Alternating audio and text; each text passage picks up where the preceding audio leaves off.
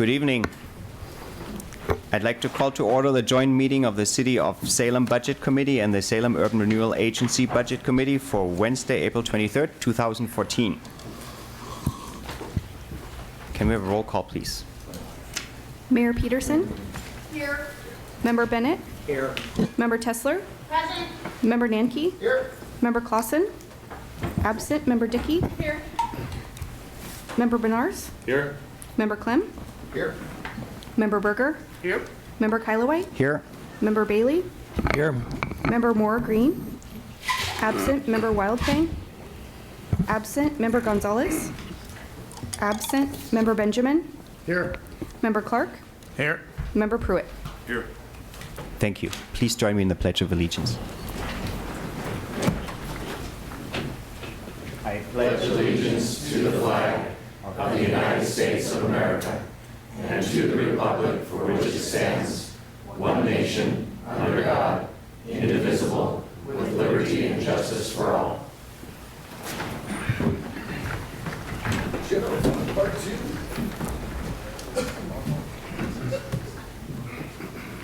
2. Can I have a motion to approve the minutes from April 16th?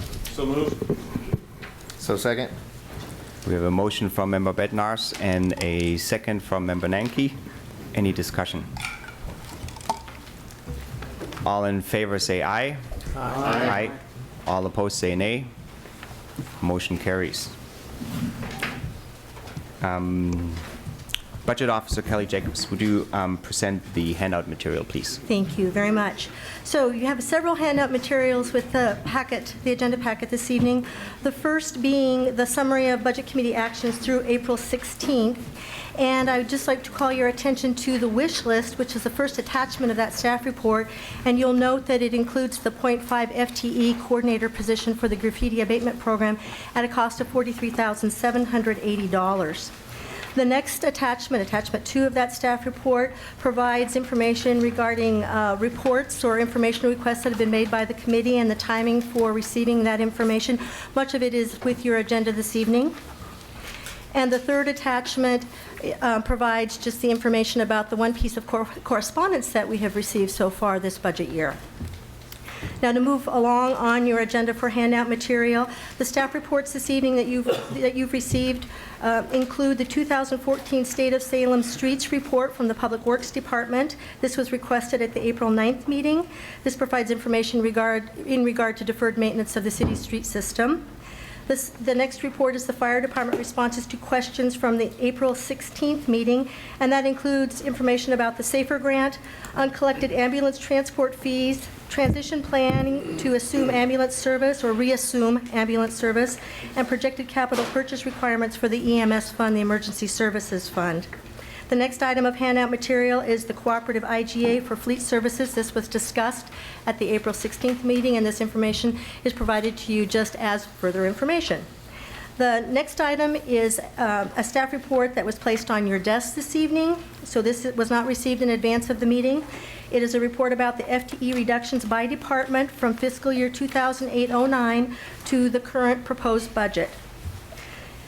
The next item is a wish list report from the police department providing a little additional context about the graffiti abatement program and that position. And the final item of the next to the last item of handout materials is on your additions agenda.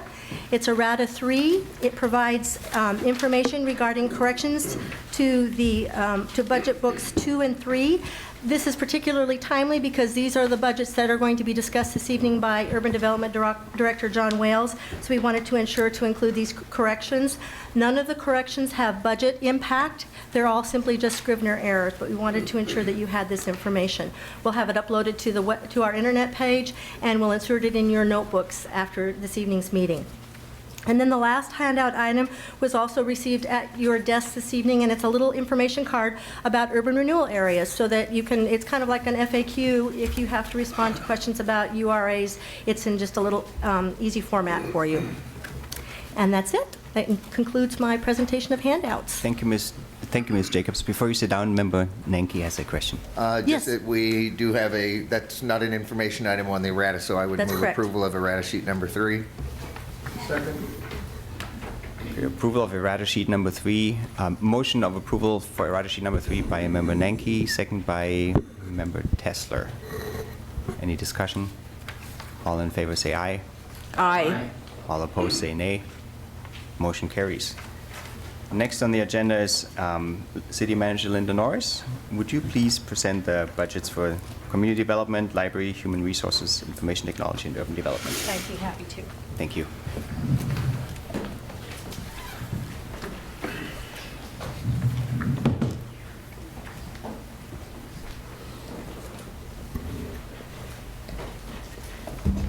Thank you, Mr. Chair and members of the Budget Committee. I'm here to present the remainder of the general fund budget. And we went over this last time, but for any members who weren't here last time, it shows the, for the general fund, the revenue which we're anticipating is $99.7 million. We have de jure repayments. You can see their expenditures in the bottom half of the chart, and then revenue in the top, and those are the overnight loans we make to the Urban Renewal Agency. We anticipate going into next year having a beginning fund balance of $19.08 million. We never know what that balance is going to be until about August, when we've received all the property tax and franchise fee revenue. It's possible it can be higher than that, which would be good news because we wouldn't have to cut as much as $6 million over the next 5 years. So in expenditures, we're expecting expenditures, except for the de jure loans, at $108.47 million.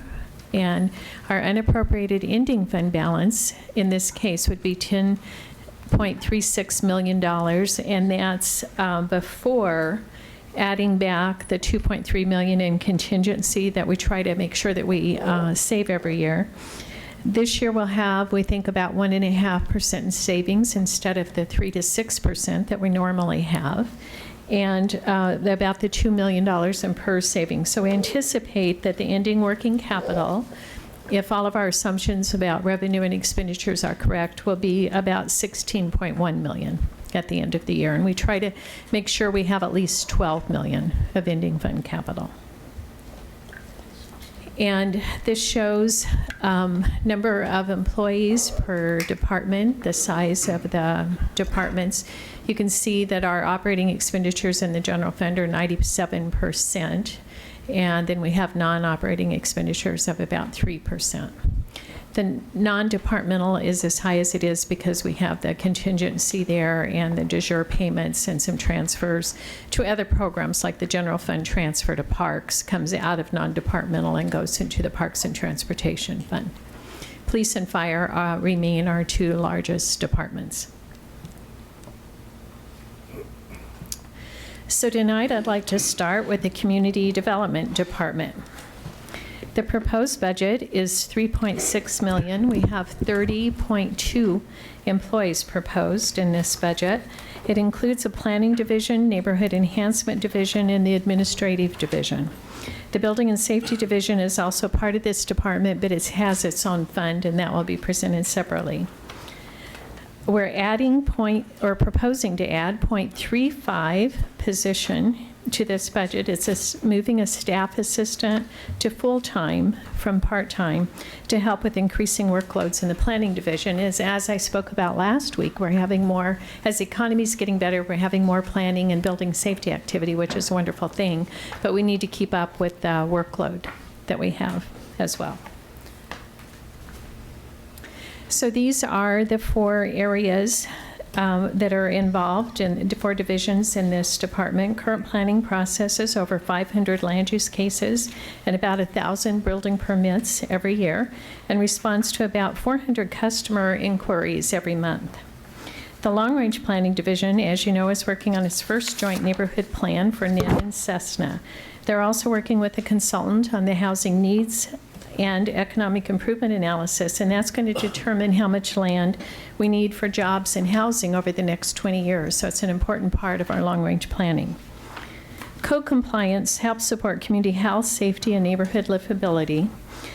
The enforcement officers enforce solid waste and junk abatement, fire risk, grass and weed abatement, property and structural maintenance code, derelict and dangerous building abatement, public nuisances and health hazards, noise level monitoring, zoning compliance, tree violations, not by the trees, but by people, and abandoned vehicles. I can tell you that these employees are experts about what's going on in neighborhoods. If you give them an address, they can tell you what's happening at that address or whether there are any problems in that neighborhood. The budget does include some seasonal money to help enforce grass and weed requirements. Multifamily housing licensing is responsible for the licensing, inspection, and code compliance for approximately 18,900 rental dwelling units. This is a big job.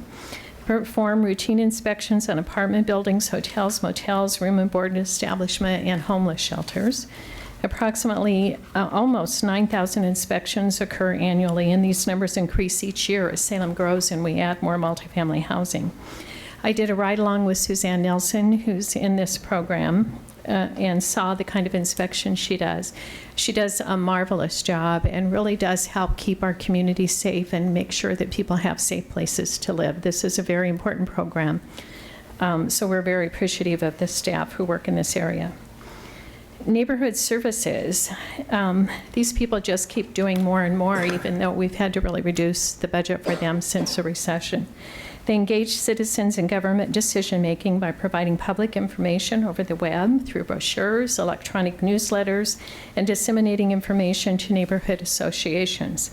They provide training and resource materials for association board members. Approximately $208,000 is in the budget allocated to neighborhood services and the Neighborhood Partnership Program. Most of these costs are for personal services for the 2.2 positions.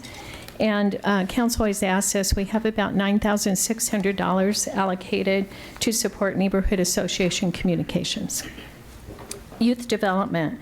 They strive to reduce risky behavior among children through development, support, and coordination of collaborative projects with service providers, businesses, service groups, colleges, and universities, and other organizations. And just a few examples of their programs are the very successful 1,000 Souls program that last year I think they collected over 2,000 shoes to give to children, needy children, and adults in our community who don't have shoes to wear or can't participate in things like the relay because they don't have any running shoes or exercise shoes to wear.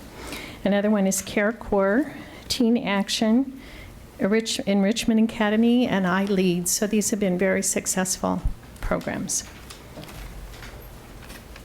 Here's some significant changes, and don't those up arrows look nice? We have land use applications are going up. It's actual for 12-13 per projected FY 13-14.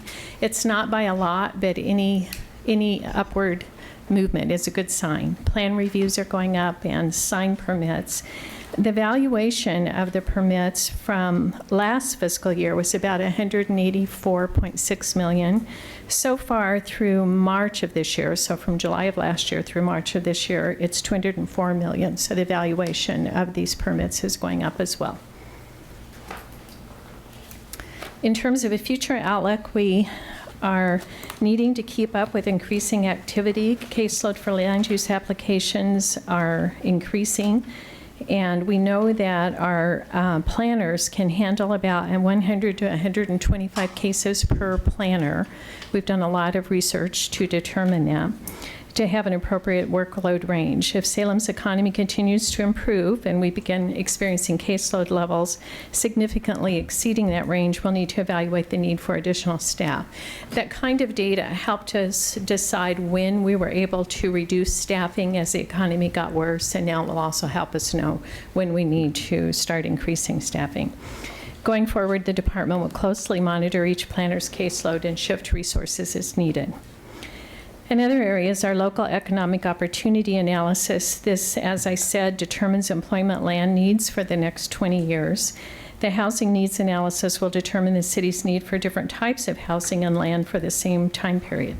Both are critical studies to updating our comprehensive plan and providing important zoning decisions related to multifamily land and industrial properties, some of the questions you were asking planning commissioner applicants earlier. Neighborhood communications are very important. Some of the most successful aspects of the Neighborhood Enforcement Division occur when people work collaboratively.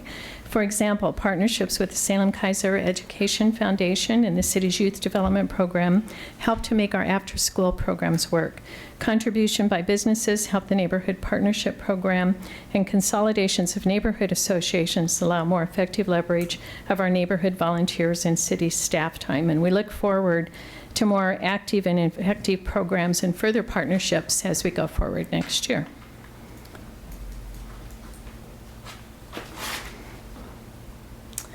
The next area is our Salem Public Library with a proposed budget of almost $4.7 million with 45.05 positions.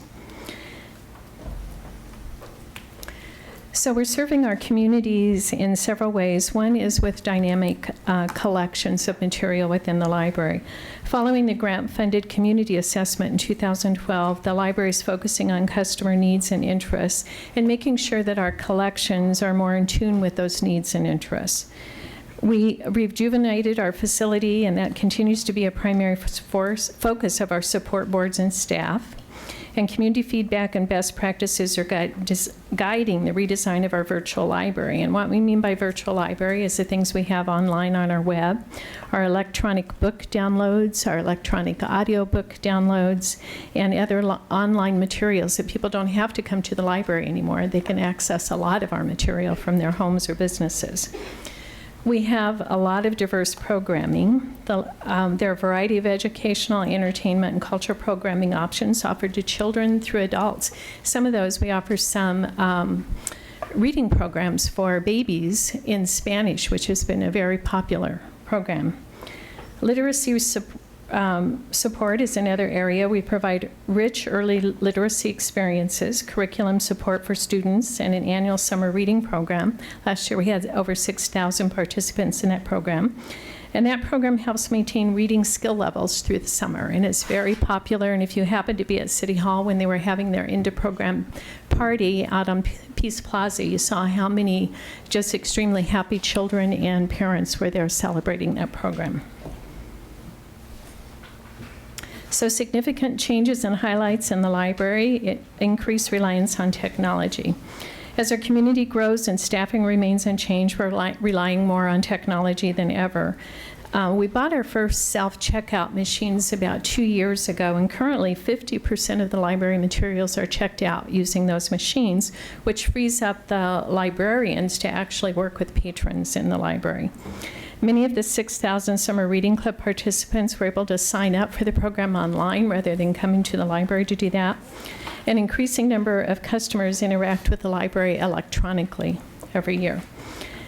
We've relocated our audiovisual collection. We've moved it to the main floor, and that's created greater efficiencies by combining checkout centers and service points for staff, increasing the staff's ability to recommend audiovisual materials. This location also provides more convenient access and higher visibility to this popular collection. And if you go into the library on the main floor, you'll see that in the center portion of that floor.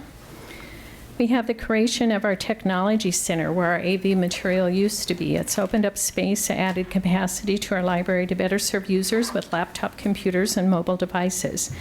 Removing the AV circulation service point allows staff to provide better service by focusing on aiding technology users in this area. And every time I've gone in there, it's been full of people using their computers and our computers, so it's very well used. The future outlook will be rededicating space. Support boards are fundraising to finance a conversion of prime real estate on the main floor from a storage space into a beautifully designed reading space for our community. The library is analyzing its material collection. This tool enables staff to make decisions. It's called Collection HQ, to make decisions based on data to improve the library's relevance, currency, and use of library resources. We were able to weed out a number of outdated and unused books from our library collection, and as a result, the number of materials checked out has actually increased because people can find what they want more easily. The children's room is going to be renovated. We're using funds donated by the 3 library support boards. and it'll be renovated this fall. In addition to new carpeting, paint, and some furnishings, a second activity and story room will be added that will increase the library's physical capacity for staff to work with visiting school groups. We're very excited for that and always very thankful to our support boards who help the library to such an amazing degree with fundraising. Then we have customer-focused online experience, which I've talked about. We'll be doing more to redesign our website to create more user-friendly access for residents. So that's very quickly the library. And now human resources. This proposed budget is almost $1.2 million, and we have 8 employees in the general fund portion of this budget. The other staff and programs are in the self-insurance fund, and that'll be discussed later this evening by Connie Manell, our HR director. These are the main areas in human resources. We provide centralized recruitment services to all city departments. Our current turnover rate is about 6.4%, about the same as it was last year. It's from the worst part of the recession, it was about 3.5%, so it's increased some as the economy has improved. We've received, the HR department received 5,500 applications that were received and processed in 2013 for very few open positions. The department ensures that all federal and state law compliance, such as Civil Rights Act and Americans with Disability Act, are enforced, and they manage our internal procedures, rules, and policies related to employment. They perform labor and employee relations services, including collective bargaining, disciplinary action, and investigation services. We have 4 labor contracts and will soon, due to recent state legislation, have a 5th with our battalion chiefs in the fire department. Unrepresented staff represent about 21% of the total workforce. The department provides services, guidance, and support to all city departments to monitor employee performance, ensure accurate job classifications and compensation, and develop training programs. I want to talk a little bit more about that. In order to offset increased costs for personal services, the department prepared a budget that made the following budget adjustment. They've eliminated their seasonal relief funds for special projects. They kept their office-related expenses to what they were last year and reduced recruitment costs by about $5,000 to align with actual expenditures. I would say this department, probably more than any department in the city, has really worked to keep their costs flat all during the recession. And they still do a great job, and they've been able to do that without increasing their costs. So the future outlook includes current negotiations with the Salem Police Employees Union, and then we'll also soon be bargaining with the battalion chiefs. Legislation at the state and federal level continues to change in regard to employment law, and they keep updated, make sure that our rules are updated, so we're meeting all of those requirements. They're planning to renovate their current training programs or develop new training opportunities with emphasis on labor and performance management, leave of absence and safety, new employee orientation, and mandatory employee safety training. The department continues to work with other agencies and organizations, and one example of this is the city's participation in SERVE, the Study for Employment Retention of Veterans, and we're very happy to be involved in that. It's going to include supervisory training to increase the retention of veterans in the workforce, and this program's funded by the U.S. Department of Defense through Portland State University, and Council had a report on that a couple months ago. Now, another very hardworking department, our information technology department, with a proposed budget of $5.9 million and 36 employees. The 36 employees includes the addition of 1 GIS analyst to maintain GIS data for our 911 system. It's very critical. This cost is being reimbursed by the Oregon Emergency Management Agency. That can be renewed year after year as long as that's available, and it's paid with our 911 funds. The IT department consists of the following 4 sections: systems and programming, geographical information systems, network and telecommunications, and administration. And they provide support, of course, to all city departments. And in addition, they provide strategic planning and effective management of the city's technology infrastructure and resources. some significant changes. We're currently working with departments to develop 5-year strategic plans to implement business objectives. And this has been very enlightening and important to us to be able to look ahead at what our 5-year technology needs are going to be. IT so far completed 6 of the 10 department plans, resulting in department collaboration, cost efficiencies, and improved customer service. IT has also developed its own strategic plans for infrastructure and enterprise applications, and this is going to result in significant cost savings to the city. One example is our hardware technology platform change that will cost an estimated $560,000 less than it would have cost moving forward over the next 4 years than it would have been with our current hardware platform. So we're very excited about that. These savings are the result of switching to a hardware that is roughly a quarter of the cost of the current servers and ensures that our current application software licensing costs remain low. Software licensing costs are a significant issue to organizations as large as ours. IT is currently working to implement electronic billing for public works, and I know at least the City Council has been looking forward to this for several years. The initial plan for the project was to go with a vendor-provided solution, but because the city's planning on using this model as an electronic governance enterprise solution, IT and Public Works collaborated to change the strategy to in-house development and use existing technical skills and city resources, and I think we're going to have a much more flexible and powerful system than we would have had. The future outlook, in an effort to reduce long-term licensing and infrastructure costs, the networking division will be working to replace the current email application. This change will create maintenance and management efficiencies for IT staff and save the city $183,000 over the next 9 years just from changing group-wise to Outlook, and about an additional $400,000 for other savings that are resulted to. Krishna, they like Outlook better. Implementation of a central electronic payment, electronic billing solution will be extremely beneficial for business operation and financial incentives and future online solutions for the city.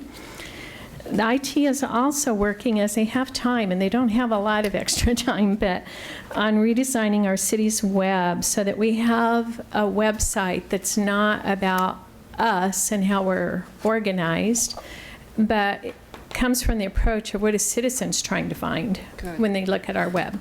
And we have some initial steps. If you'll look on the city's website in the top line that says, how do I? Very easy to find. How do you fill out a library? How do you apply for a library card? Or how do you apply for a permit? And we're actually going to be providing some information to council on Monday about that new improvement. The system is also going to be smartphone friendly, so you don't have to go to your laptop or iPad. You can actually look up things easily on your iPhone and actually be able to read it. So that'll be a good thing. IT is working with departments to replace obsolete technology that's no longer supported. And as you've heard from the other departments when they talk, that's a big issue for the city.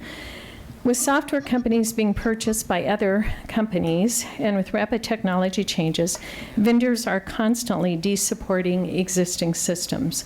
This forces the city to upgrade to the newest, latest technology and newer applications that then have higher maintenance costs. IT is going to be working with city departments to discover cost-effective solutions with, we hope, lower long-term maintenance costs for these kind of upgrades. So that's our great IT department. And the next one is urban development. And urban development's general fund budget consists of staff and materials to support a variety of city and urban renewal programs. The proposed budget is about $3.4 million, and we have 29 employees.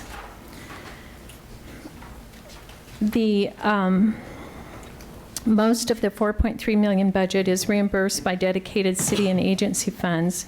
The city's general fund support to urban development department is about $1.37 million, which primarily funds general economic development activities outside of urban renewal areas, social service programs, and parking services.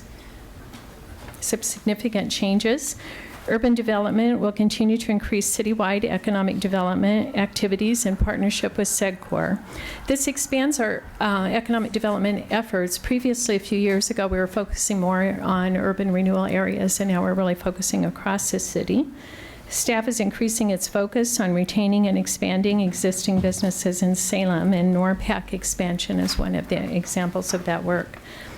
The focus for 2014-15 also includes the implementation of updates to grant and loan programs with several urban renewal areas to incent significant development and redevelopment. And as we know, that sometimes the toolbox programs were very useful, and they were there at the right time, I think. But now that the economy has changed, we need to look at some different methods to incent that type of development.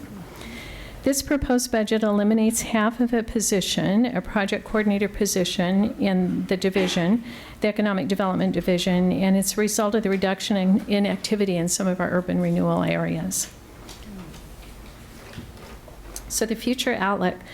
The Urban Development Department will begin to implement the parking management strategies recommended by the Parking Task Force and approved by City Council, starting with the Capitol Mall area, and begin planning for implementation of new parking pay and display technology. This will include seeking funding for and creating a phased approach to replacing our current older coin-operated meters around Capitol Mall area, and because they've reached their end of their useful life, as you know, and people just don't carry that much change around with them any longer. Yes. The department will continue to increase efforts to retain and expand current businesses while making marketing and competing for new companies and jobs to locate in Salem, an important continuing part of our work. In addition, focus will be placed on developing an investment strategy for the North Gateway Urban Renewal Area that prioritizes the use of the remaining available funds, so it really focuses them as much as we can on economic improvement.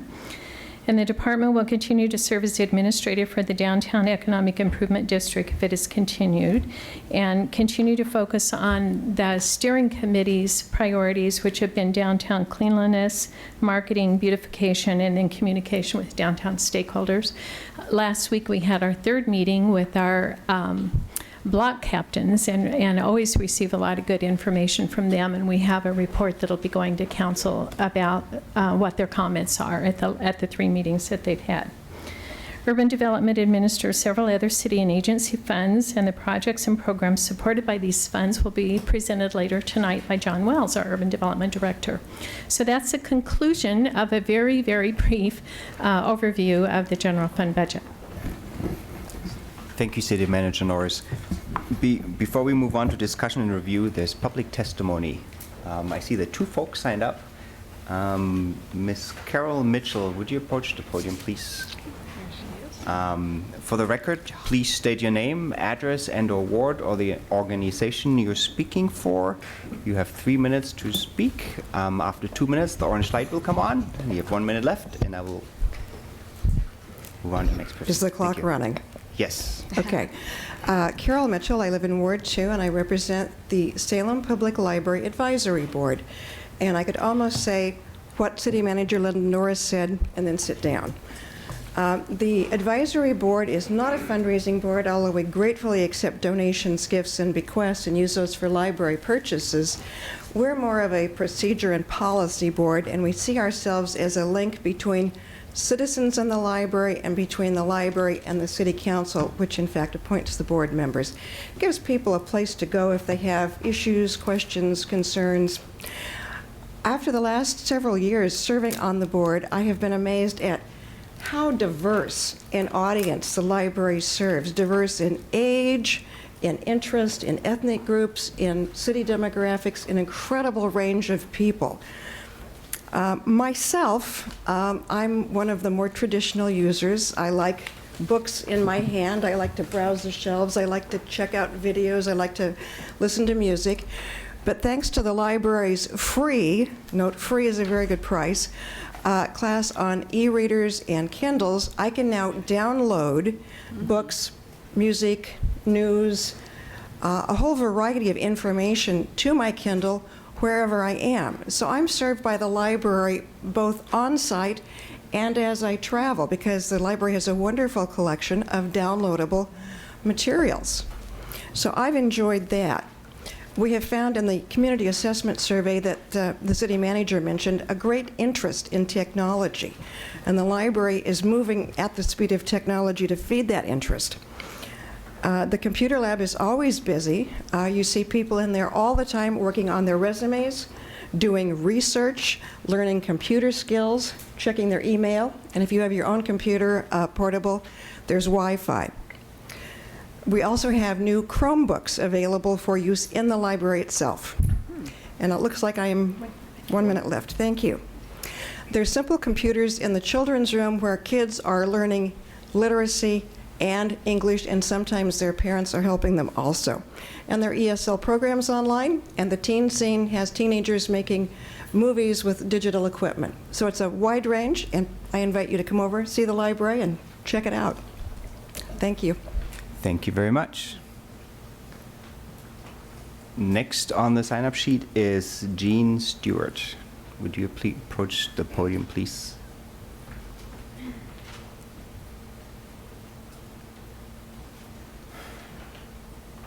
My name is Jeannie Stewart, and I am the president of Friends of the Salem Public Library. We are a nonprofit organization. Would you speak into the microphone, please? Speak up. It's Speak the other up. It's the other one. My name is Jeannie Stewart. I am president of the Friends of the Salem Public Library, and I would like to just spend a few moments discussing the community impact that the library has on the city of Salem. This library has a positive effect from birth to our senior citizens in the city of Salem. We have the preschool and toddlers programs that encourage early introduction to books for these children, and the studies have shown that children who start reading at an early age are more likely to succeed in life. We continue that program with the summer reading program, and which helps children continue their knowledge of reading throughout the summer and helps them when they go back to school that they have not slipped back into less reading.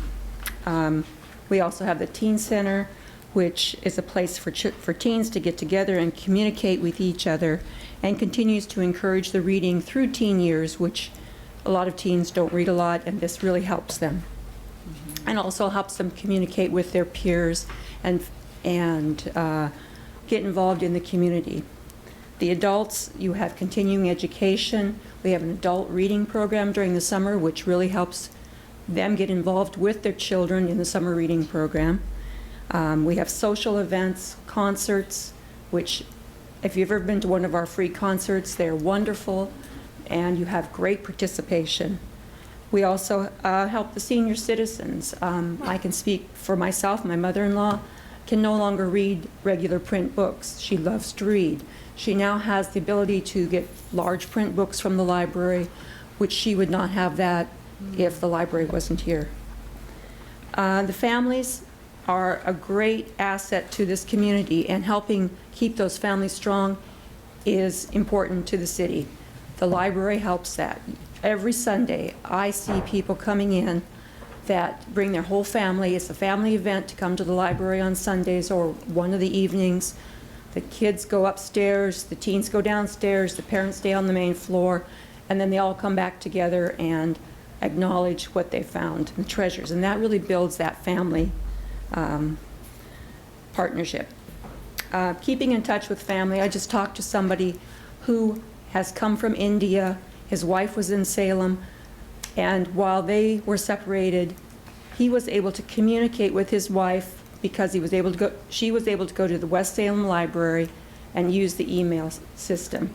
And that's a wonderful thing that people have. And he went to the library to study for his citizenship test. And he's now a great person in the city of Salem.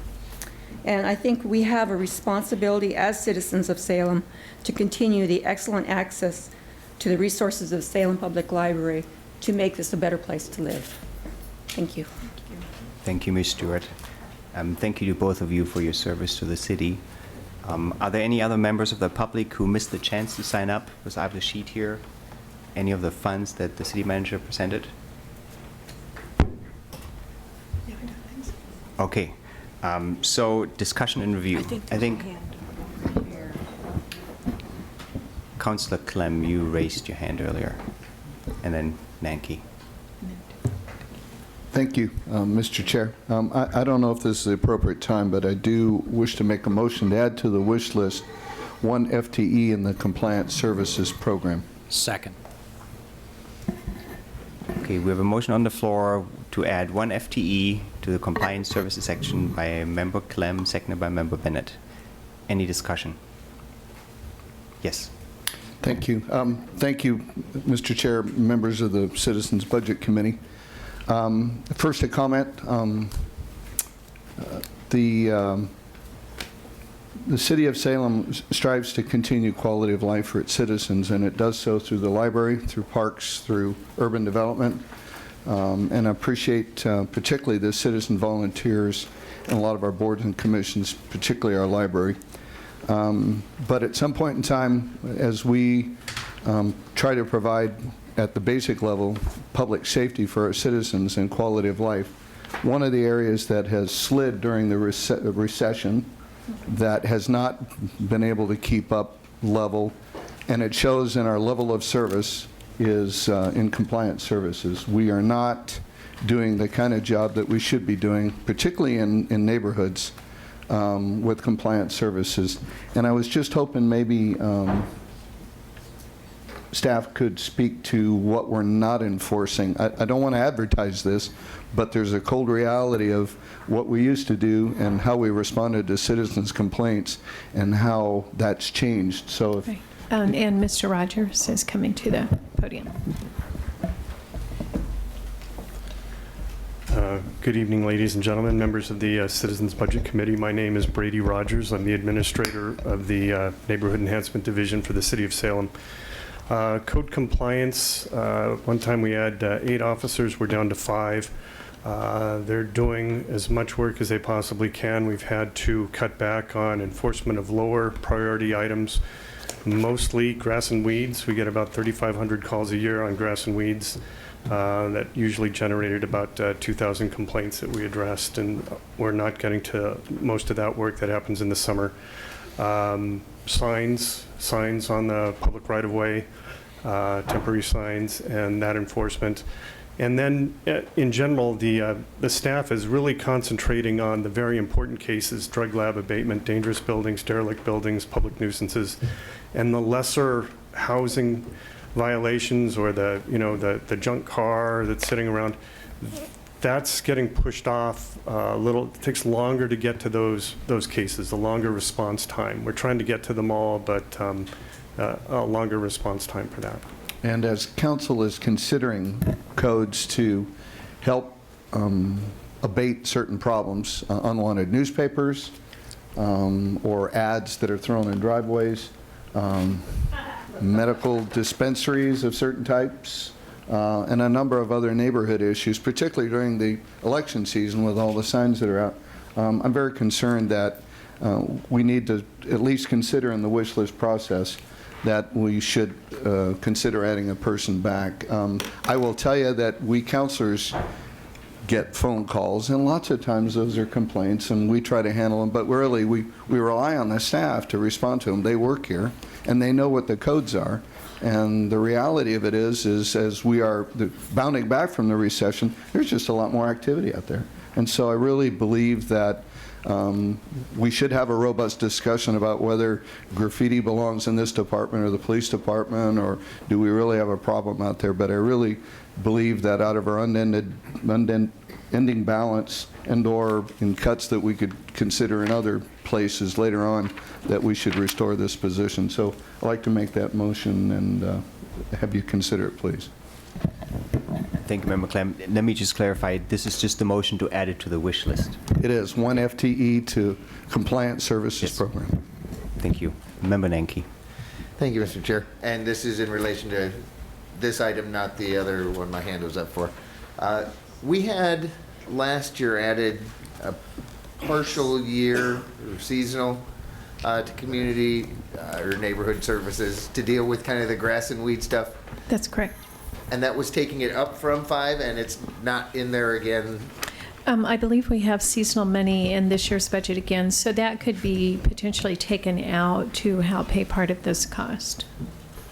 Okay, and would staff be looking at this as a continued position over the course of time or for a one-year period?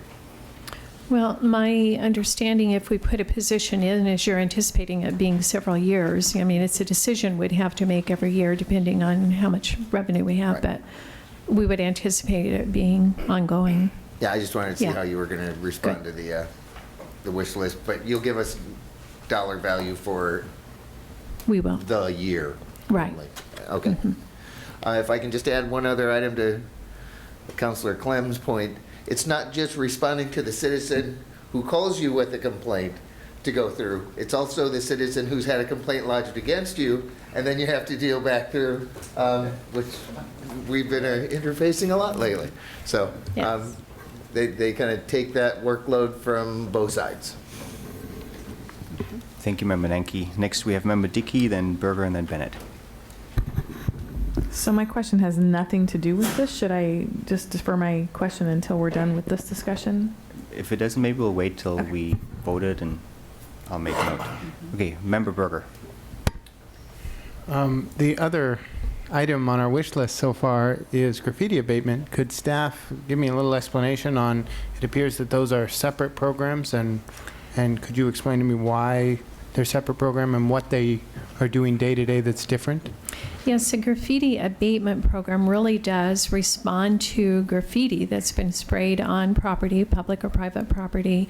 They document that for the police department. They work out of the police department, document that. It helps us with information about gang activity and other criminal activity, and then they make sure that the graffiti is removed and painted over.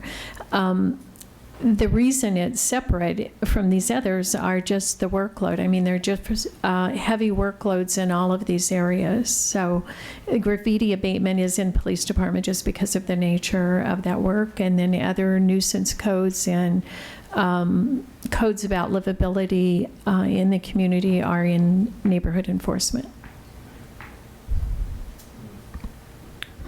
So I'm just running off the numbers I just heard. We have 5 full-time equivalent for everything else and 1.5 just for graffiti abatement. That's right. And on a day-to-day basis, aren't both people basically sending letters saying clean up your graffiti or clean up your weeds, and if they don't, they Actually, go out there? the graffiti abatement program, and do we have someone here from the police department? I don't think, yes, we do. Actually, the chief is here from the police department, so he can talk about the graffiti someone. abatement program and why the workload is the way it is. Jerry Moore, Chief of Police. Well, I'm not sure exactly why the workload is what it is, but I can tell you that the graffiti program deals with criminal matters where code enforcement may be in some cases civil matters, and I think that is probably one of the reasons for the separation of the two. The graffiti abatement program was designed to ensure that when graffiti occurs, that the people that own the property where it is located remove it in a rapidly so that it doesn't become an eyesore. The graffiti program coordinator assists people with resources, may help them get paint, and in some cases, with their permission, will actually help remove the graffiti. I wish I was better prepared. I don't know the exact number of calls that our graffiti program responds to, but it's in the hundreds and maybe thousands on a yearly basis, and they're very busy. There is 1.5 authorized positions. Currently, we're at about half a position or an intern, and I think code just deals with different issues than we do. And all of the staff, code enforcement and graffiti enforcement, spend most of their time out in the field, actually responding to complaints or inspecting properties or removing graffiti. They're not really office type jobs. I have a question. I think Warren's next. Okay. No, actually, Member Bennett is next. Oh, okay. Are we done, Member Berger? I did have, I mean, I don't want to monopolize the time, but I guess I'll finish my statement. I guess I'm going to most likely support this motion, depending on what the further discussion is, but I'm pretty concerned about adding full-time equivalent both with the graffiti issue and this, since I keep hearing in our budget message that this is a hold the line year, and next year there's a good chance it's not, and we're going to be cutting. So just like last year where we looked at adding staff and we weren't quite willing, I think I'm still pretty much in that place where I'm very cautious to add full-time staff that we're going to have to go then cut right afterwards. Thank you, Member Berger. Member Bennett. Just to allay your concerns, Member Berger, if you'll recall in the budget presentation, we're losing 6 FTEs, just over 6 FTEs, did you say? Citywide, in the general fund, we're up about 1.8 positions. It's pretty hold the line. I mean, we're not, but I really want to support this. The most common complaint that I run into, I have 5 neighborhood associations I visit monthly, and the most common discussion is not with the police officers, although some of the most interesting are with police officers, but is really with the compliance section folks. Those are the meat and potatoes issues that where problems really occur, and the most from our last budget session, the most compliments we've received, I think, is over getting someone out there cutting grass and weeds.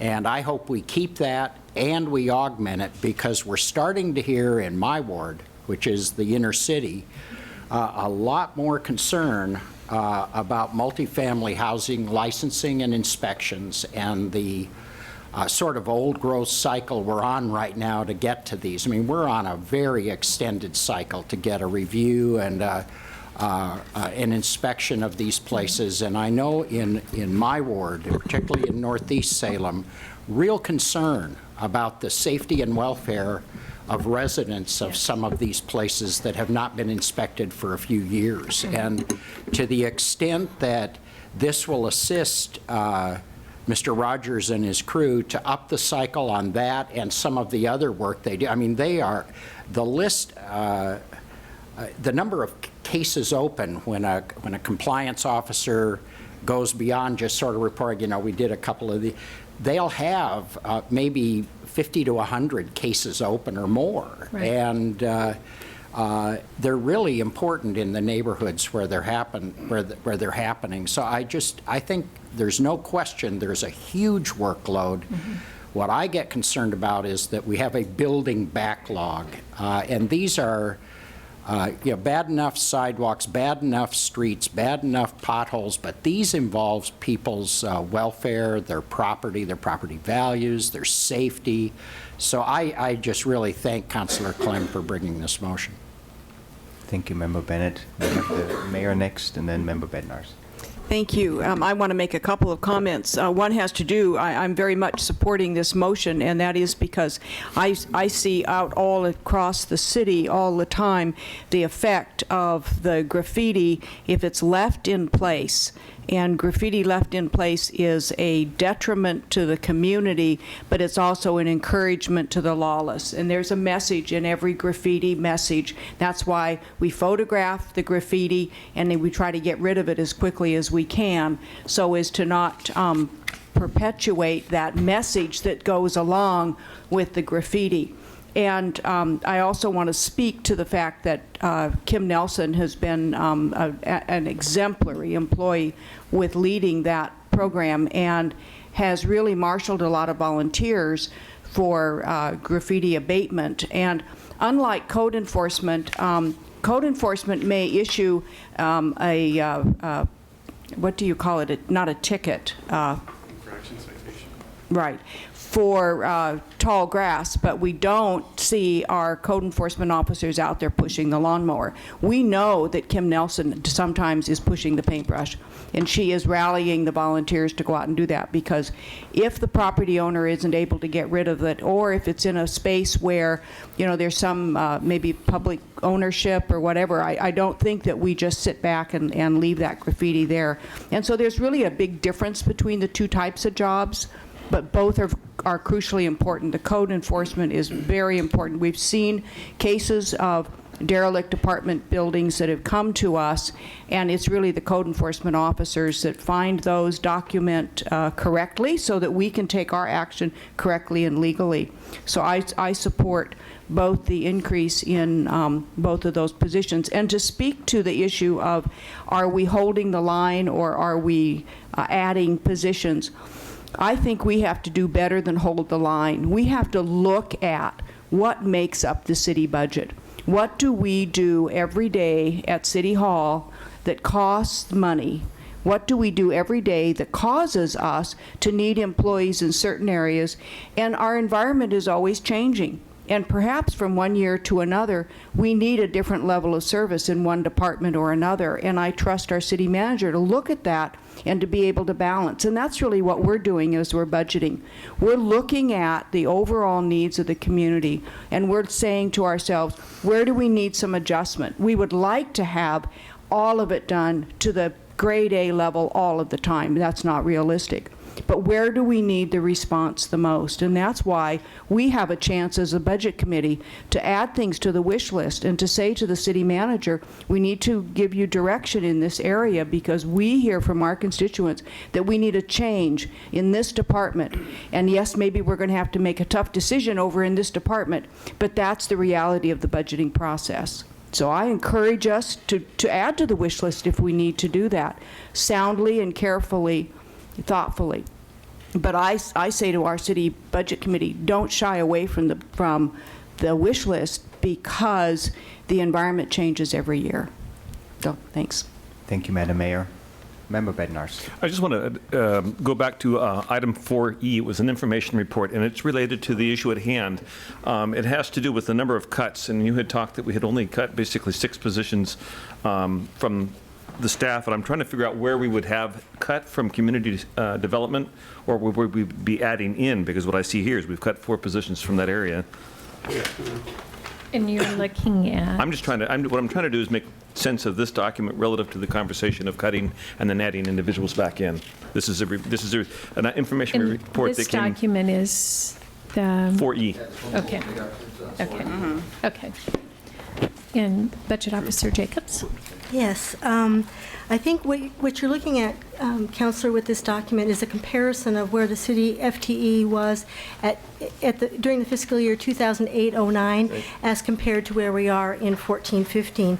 So the reductions that you see in the Community Development Department over that period of time is the combined department of the general fund portion of community development and building and safety, and the majority of those reductions were actually in building and safety during that period of time. So is this where this individual would be added back into? If the wish list position is approved for the budget, it would join the community development department. So you would see that as rather than 52.2, it would be 53.2. Okay, thank you. Thank you. Member Beatty. Just a question of procedure here. Let's just vote to put this on the wish list or not. I mean, that's the motion on the floor. So I'm move the previous question. Okay. I heard that. Or call the question or whatever. All right. Are we ready for the motion? Okay. Member Clem, let me make sure I'm restating this properly. The motion on the floor is to add 1 FTE to compliance services on the wish list. Correct? Okay. Motion was by Member Clem and it was seconded by Bennett. All those in favor say aye. Aye. Aye. All opposed say nay. Motion carries. Awesome. Okay. Member Dickey had a comment that was not related to that question. Yes, thank you. Yeah, I do. I've got a couple questions regarding training because I know that several years ago we significantly cut travel and training for our employees. Is any of that built back in? Have we been able to add any of that back and make sure that our employees are getting that professional development that they need? To some extent, we have. I haven't recently reviewed the line items from several years ago to now with training, but we make sure, and we've continued to make sure through the recession, that people get the technical training that's critical to their job. So the police officer training, the firefighter training, other things that are really critical, and then to make sure our attorneys do their CLE training so that they stay up to date with the law. We have things that our human resources staff have to do to stay up to date with the law. We don't send as many people to conferences as we used to. I would say we do more training online now than we did 3 or 4 years ago, and that seems to be working well. We do more train the trainer types of training where we send one person to get the information and they come back and help train other people. So we've been pretty creative with how we get training and structure training, but personally as your city manager, I think training is very important, and we try to keep people's skills up to date as they need to be. We also have a number of employees like water treatment plant operators or wastewater treatment plant operators or building inspectors who have to keep their certifications up to date, and we make sure they're able to do that. Thanks for that. I guess, the other question I had, sorry, was one of the things that I know when we went to Washington, D.C., we had to go through Azumana Travel to make our travel arrangements. Can you explain how that works for any employees that travel and why we do that? And is that a significant added expense or not? I would like Deborah Bond to respond to that. We have a new training policy, or excuse me, travel policy. If you're ready to respond, Deborah, maybe you want to bring back information. I'm going to have to bring that information Okay. back because there were some changes in the policy around that. I think it'd be best if we addressed it in a handout for next time. Okay? Yeah, thank you. Thank you. We still have questions from Member Bednarz and Nanki. Thank you. I had a couple of questions relative to the city library. And I don't know if it was a chance that, first was I had, what does it cost an individual to use who is not a citizen, a resident of the city of Salem to use the Salem Public Library? Yes, and BJ Toy, our great library director, is coming to the podium. I'm BJ Toey, Library Administrator.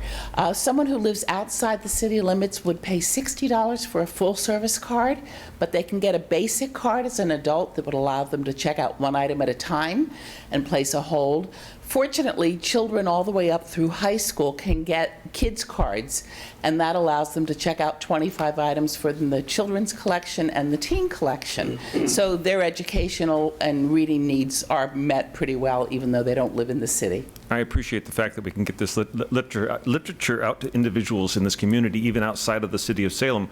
My concern is to make sure that we're collecting the revenue that costs to cover that expense.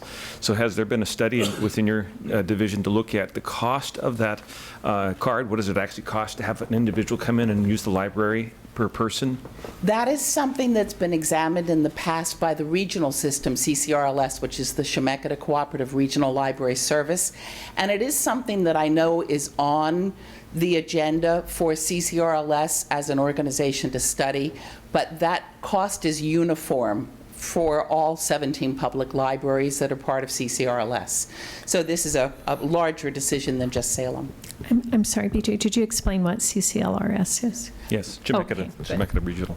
So I'm bringing that up because I'm looking revenue sources. Where's it coming? And is it unfair to the citizens who live within the city to pay basically a higher fee to use the library than it would be for an individual who lives outside? That's my concern, that we're not receiving those fees.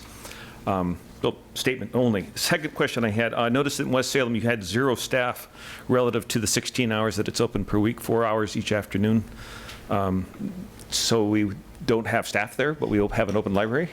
We do have staff there. What we're doing is we're bringing in some part-time exempt employees, kind of a seasonal position, as we need to back up career staff who go over and offer the services, because the career staff really understand the nuances of cards and policies and procedures. So we do send circulation staff from the library over to West Salem those 4 days that we're open. It's about 5 hours that they're there a day to provide the service, and then we back it up with seasonal.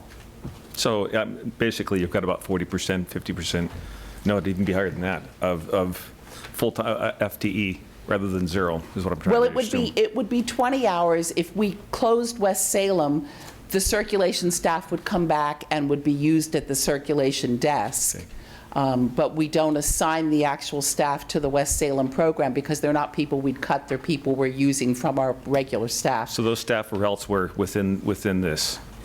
Yes, they're in the circulation division. And I should mention, in regard to the previous question, we receive about $575,000 from CCRLS. And part of that cost is to help us equalize the amount of service we're providing for out-of-city residents. Thank you. Thank you for your answers. If I may, I just have a small question or a statement, I guess, for the city manager. I noticed that underneath the information technology, that the facilities services division has been transferred to the city manager's office. It did. I know that we had some of these issues last year where it was like, where's the which nut has the P underneath it? And in this case, I just wanted to make note so it'll show up somewhere within your budget and increases. There's an equal decrease over here. That's right. And that is exactly how that works. Thank you. Okay. Next, we have comments from Member Nanki, and then the mayor, and then Mr. Bailey. Thank you, Mr. Chair. Jumping back to community development, sign reviews had a significant increase. I think it was like 38% versus some of the other increases. And just curious as to how that tells us what's happening economically in the city. Is it people buying somebody else's business, changing their name? New signs with new buildings, and just a quick kind of breakdown on. Yes, so Mr. Gross, our Community Development Director, is here. Good evening. Actually, it's all of that. It's change of use, change of occupancy. It's new signage, upgrading signage, and as things get a little better, people feel a little bit more confident, and to make those investments. We've had franchises that have upgraded their all of their stores, like fast foods places, all at one time, and so it's just kind of a combination of a lot of things. Excellent, thanks. Madam Mayor. Thank you.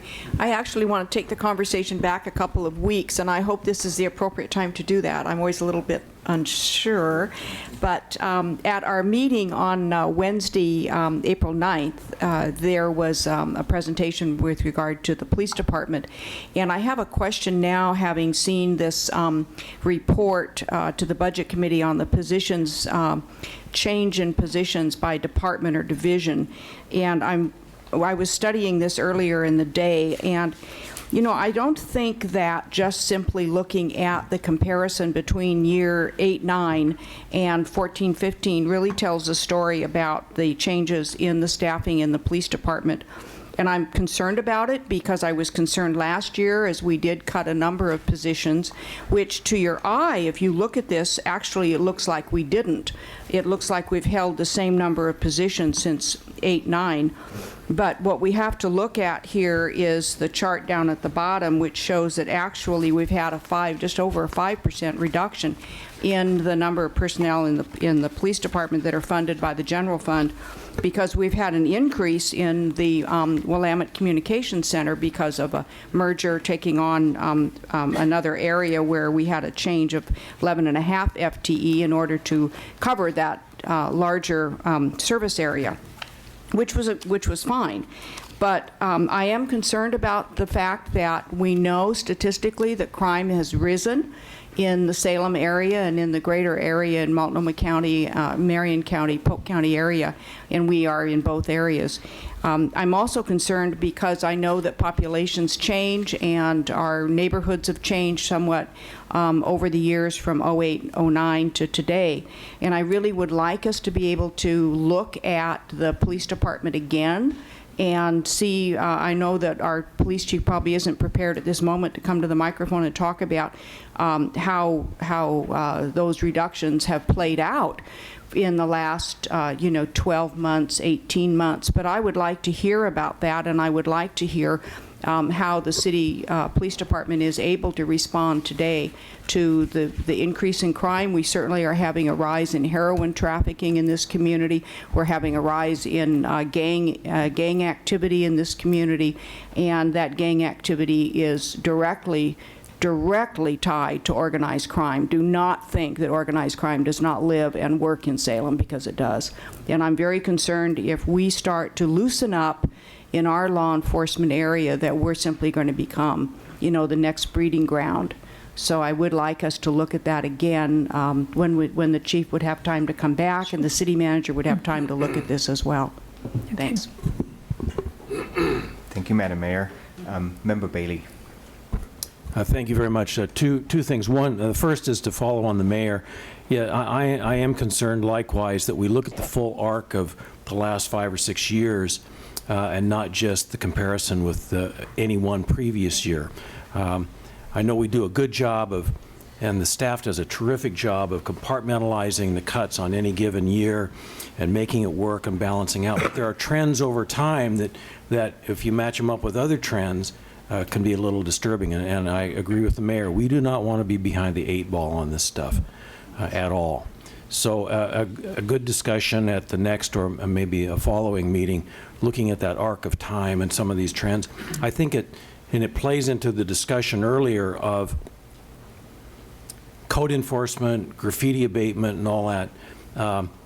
What is this city about? And yes, right now the packages that we've been presented have all been balanced out within their respective domains. And now it's time for some tough decision making about balancing among the priorities citywide. And that might mean a little mess here and there, but I think that they are discussions that are worth having, particularly because we've been kind of in a hunker down mode for the last at least 3 years that I've been on this committee, where we really have not wiggled around very much at all. But the world doesn't stop just because we have, and so we need to take a look at that.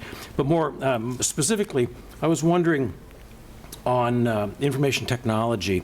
I was noticing, and I missed it if you said this, Ms. Norris, on capital outlay for this coming year, only $40,000 for the amount of hardware needs around the city. What's up with that? I mean, that's down a lot. Is that really enough? And I don't, Ms. Jacobs, do you want to respond to that? And I'm sorry, I'm madly flipping through this gigantic book. Yeah. It just jumped out at me as being a little, I'm missing something maybe. Well, and we actually have in the capital improvements budget, and it begins on page 57 of Book 2. There's a summary. And in information systems, there's $785,000 budgeted for various infrastructure for our information technology. Okay, never mind. Okay. And could you explain what the 40,000 capital outlay is? I'm unable to do that, but if Krishna, if you would like to take the podium. Mrs. Namburi will respond. Krishna Namburi, Information Technology Director.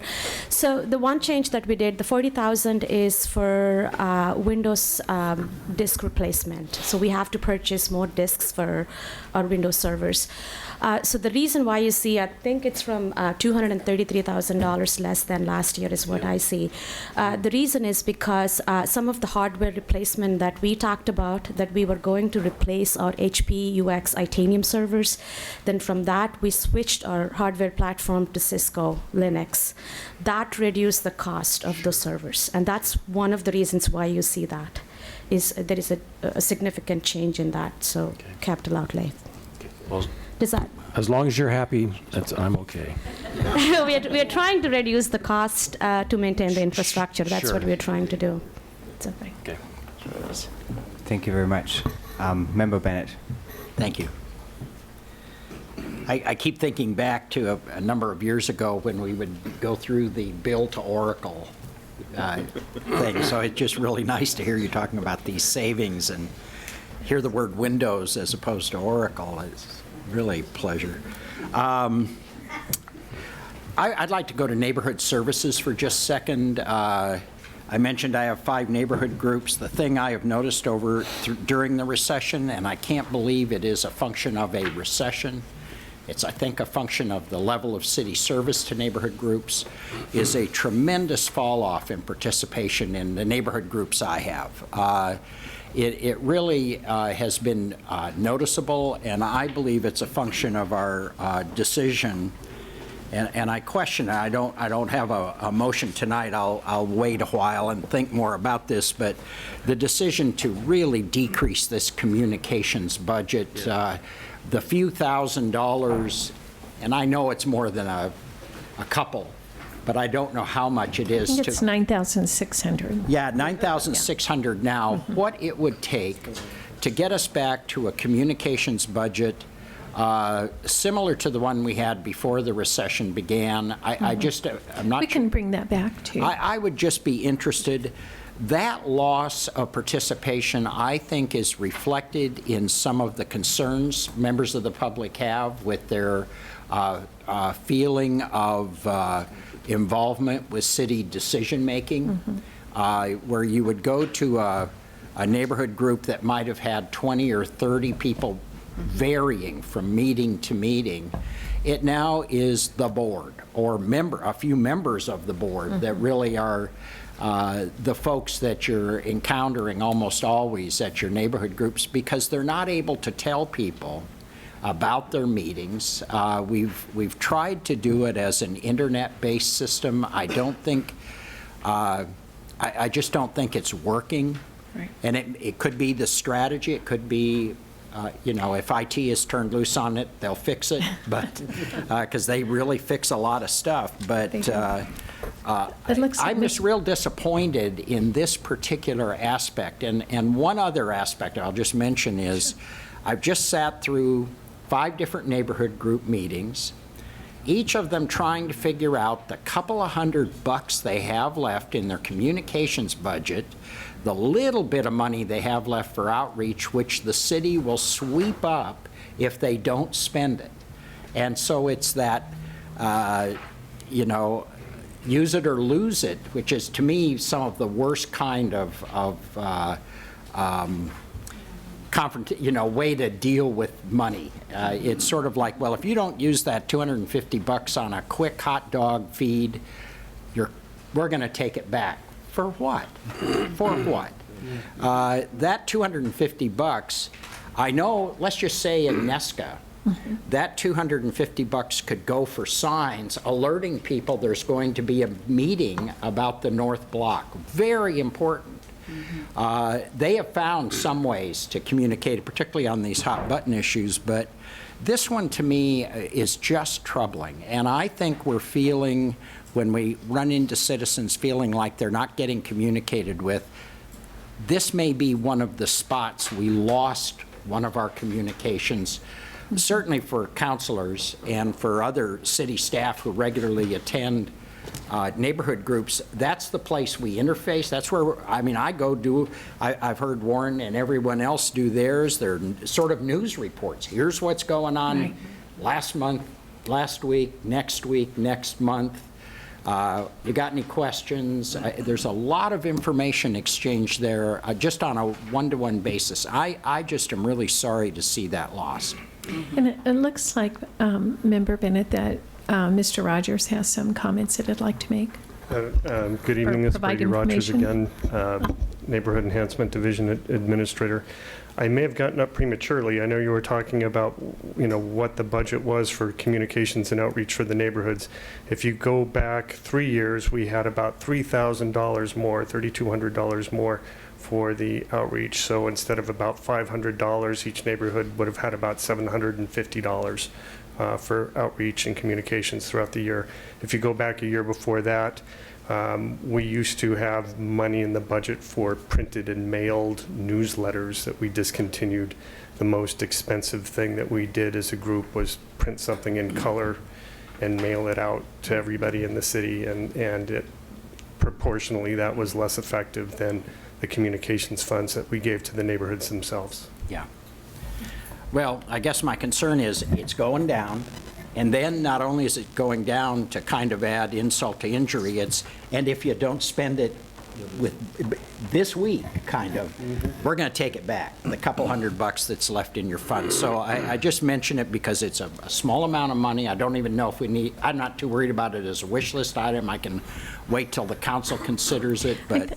I think if the council, and we've done this, I think 2 years ago we did it, that council said, don't roll that to the ending fund balance, let the neighborhood association keep it. We can always do that if that's your desire. Yeah, we could catch it later, but I want to alert people to it. The other one I want to follow, another one I wanted to quickly follow up on was the permit increase, people applying for permit increase, okay? In community development. When do we add back employees? At what level of activity do we start pulling back in those inspectors to make sure inspections are timely?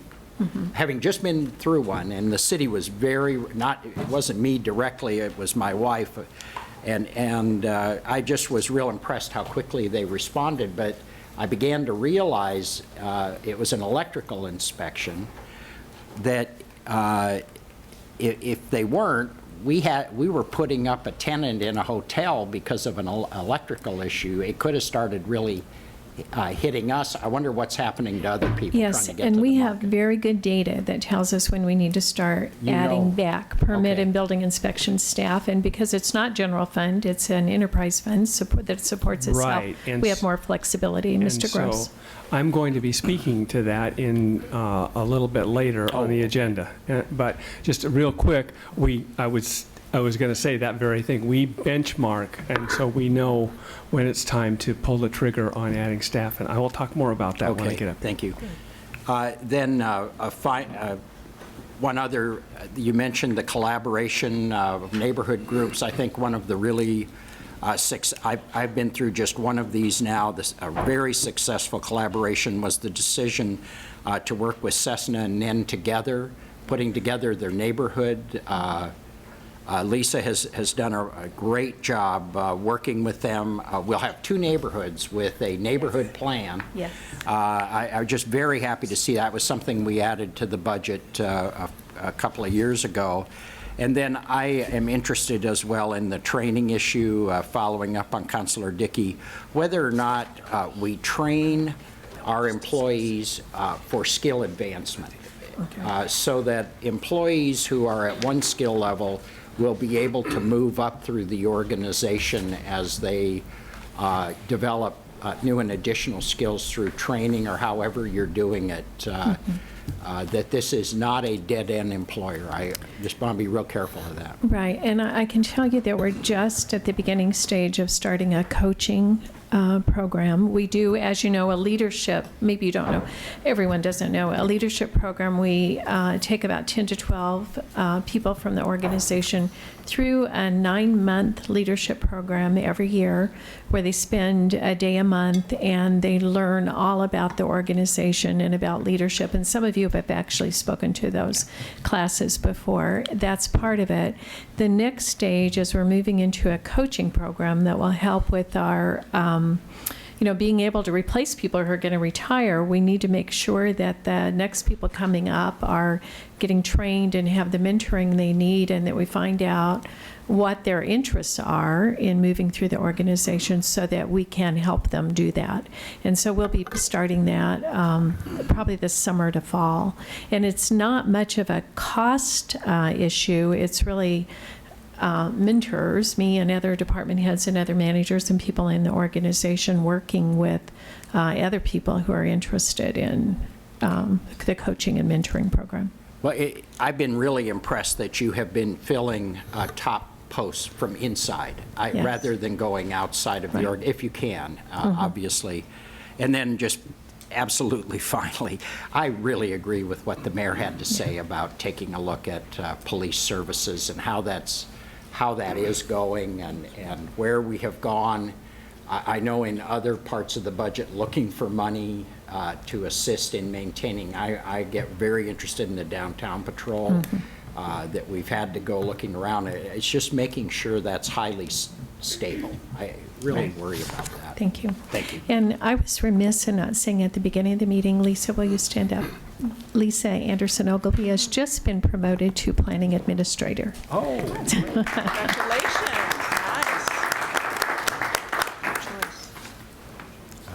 Thank you, Member Bennett. Would the recorder please note that Member Moore Green joined us Before we move on, I have 6 people indicating want to talk. I want to let you know we've been here an hour and a half and there's 10 items left on the agenda. So, anyway, so next on the list is Member Benjamin.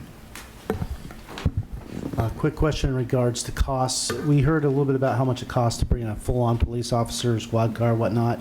I'm curious, what about bringing in detectives?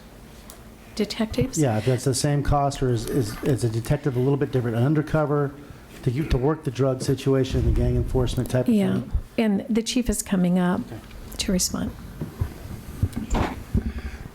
Jerry Moore, Chief of Police. Basically, it's the same. It's the same cost. Where we have savings, if you will, with police officers is new hires. They're simply paid less than those that have tenure, but usually a detective or a seasoned patrol officer is basically the same cost, depending on their education or their incentives and the position they're in. I'd just like to find out a little bit more information, if I could, in regards to, we can make a presence, and that will just kind of scatter the activity and just kind of put it deeper into the bowels, and it'll still happen. Whereas we can get in there and infiltrate those situations. I think if you're going to add police officers, I'd like to think that'd be a better way to do it. Thank you. Thank you. Member Clem. Okay. Madam Mayor. Thank you.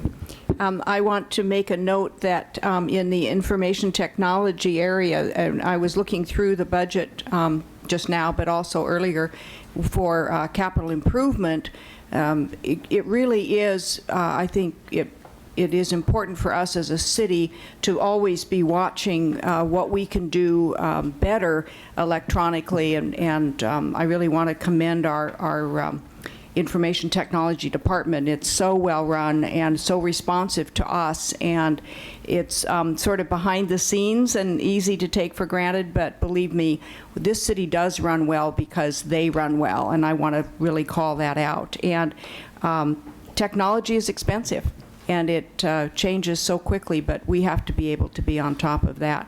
And to kind of segue into, I was so pleased to hear that we're upgrading and revamping our city website.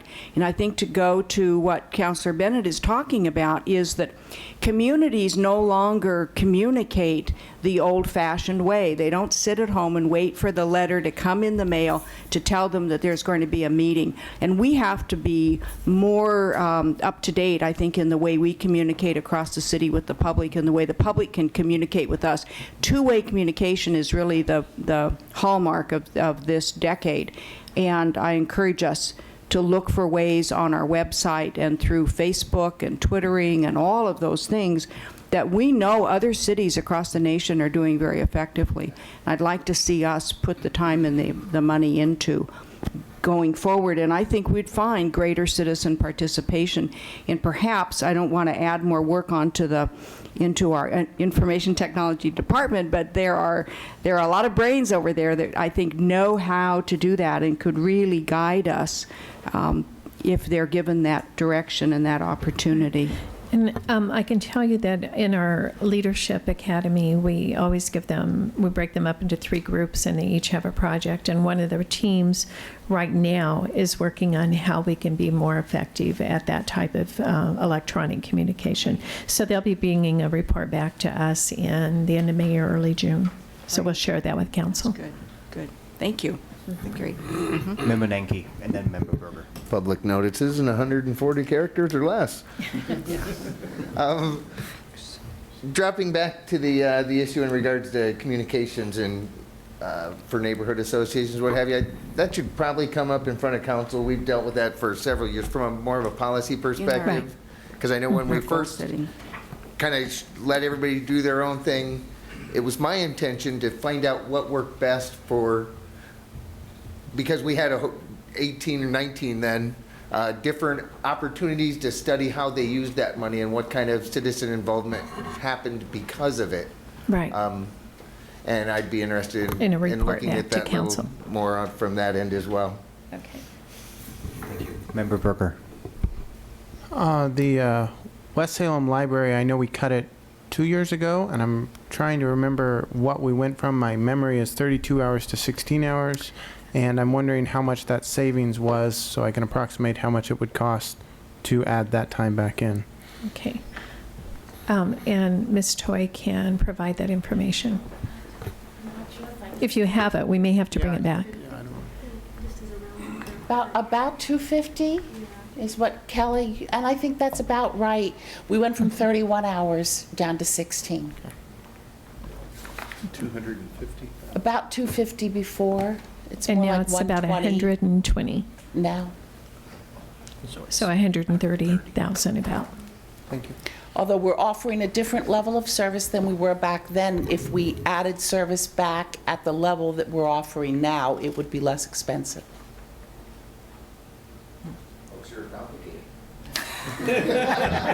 We had a lot more services and programs at West Salem at 31 hours. Okay. Thank you. Member Dickey.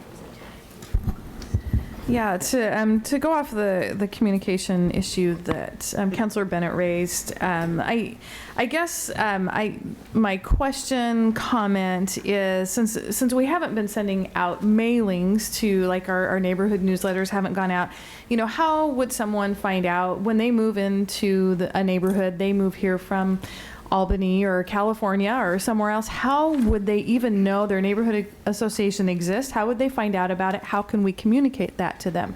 Do we have a mechanism to do that? And I don't know that we do, but I would be interested in figuring out how we can make that happen.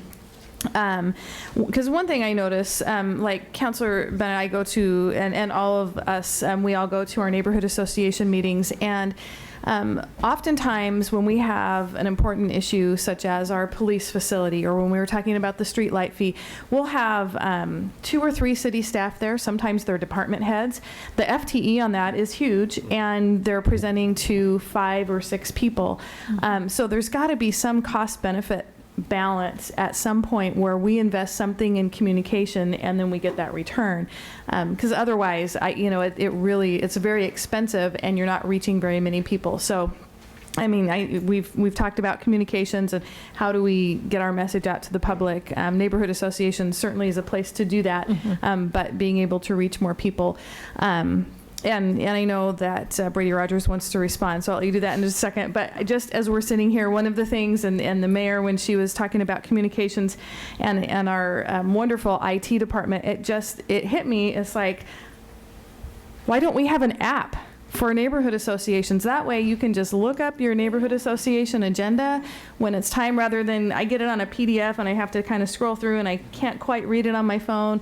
That could just get us all the information that we might need for communication. Just something I thought about. And but anyway, yeah, if you have some comments about communication. Yes, Brady Rogers, Neighborhood Enhancement Division. There are a couple of neighborhoods who have actually set up a system where when they are new owners, the properties actually transact of homes, they get a list of that from the assessor's office, and there's automatically letters that are generated and sent out. It's a service that we offer, and about, I think, 4 or 5 neighborhoods actually go through that and get letters out to new neighbors, to directly answer your question. We also have upgraded our website presence, and you can actually just type in your address now on the neighborhood services webpage, and your neighborhood association will come up, the information for it. It's a lot better, a lot of help from IT on that one, and I look forward to even making that website even better. I love your idea about an app, though. We'll have to look into that. Okay, just to follow up. So the system that you talked about where they get new residents, is that something that they use their communications funds for? Is that how that works? Yes, that's correct. Okay, great, thanks. Thank you. So I have 2 more members, and then I would suggest that we move to the next agenda item, if possible. So Member Clem and then Member Bednarz. Is staff bringing back information related to restoring the hours to the West Salem Library, or do we need to request that, or at the current level of service? I think that would be on the wish list. Okay, so that would You be... would need to put it on the wish list. Okay, all right, thank you. Member I'll try to keep this short. It's funny that I should sit here and I've listened to 5 different individuals of this committee talk about the same thing that I want to talk about. I had 2 neighborhoods that combined, and because there was a lack of interest to lead those groups, to actually attend those groups, and now that one prevailing neighborhood association has gone not from once a month, but once every other month, because there's such a lack of use. And I know that there are ways to get email out to certain zip codes within the city. I know those systems are out there and we could be using them somewhere. So I think this is I think somebody scratched their fingers on the chalkboard, frankly, and says this is a high priority. It may be a low cost issue, but it's a very high priority to this, well, at least to the city council, and I'm sounding like to this budget committee as well. I would like to see staff come back with some ideas to us at the next meeting, if they have some, to further feather this whole thing out. Okay. I think it's important enough for me to have that done. I think even further, as our mayor had talked about, it's not just simply communication, it's all of the social media that's extremely important to somewhere. We have got to address that, whether it's another position I don't really want to add, or if it's a modification of somebody who's already on, but we have to address this issue of social media. If we could bring that back to the council in June, I think we can do a thoughtful analysis of that by then. Thank you. Okay. Oh, then the other side of that is any restoration of funds for the neighborhood communication funds in the budgetary process. Yes, we can bring that back next week. Okay, thank you. Okay. Thank you. So if it pleases the committee, we'll do item number 6 and then take a 5-minute stretch break, maybe? Good. Okay, perfect. So, Urban Development Director John Wales, would you approach the podium, please, and give us a review of the Airport Fund, the Community Renewal Fund, Downtown Parking Fund, Economic Improvement District Fund, and the Leasehold Fund. Yes.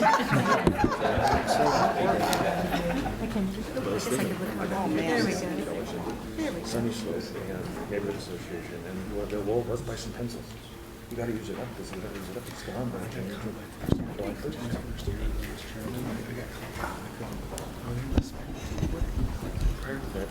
Good evening, Mr. Chair, members of the Budget Committee. My name is John Wales. I'm the Director of the Urban Development Department. I'm very pleased to present the Urban Development budget for you. Ms. Norris has presented the portion of the general fund that's in urban development. In this segment, I'm going to be talking about the components of the funds that relate to the city. And in the next item, I think on the agenda, it has to do with the urban renewal. We'll be talking about the highlights of the urban renewal funds as well. We have a complicated budget in that we're 3 legal jurisdictions. We work in the city, urban renewal. The third entity is the Housing Authority. And as I'd mentioned before, that budget is not part of this budget process. That is a federal budget, is handled in a separate process. So I won't be making any remarks about the Housing Authority tonight.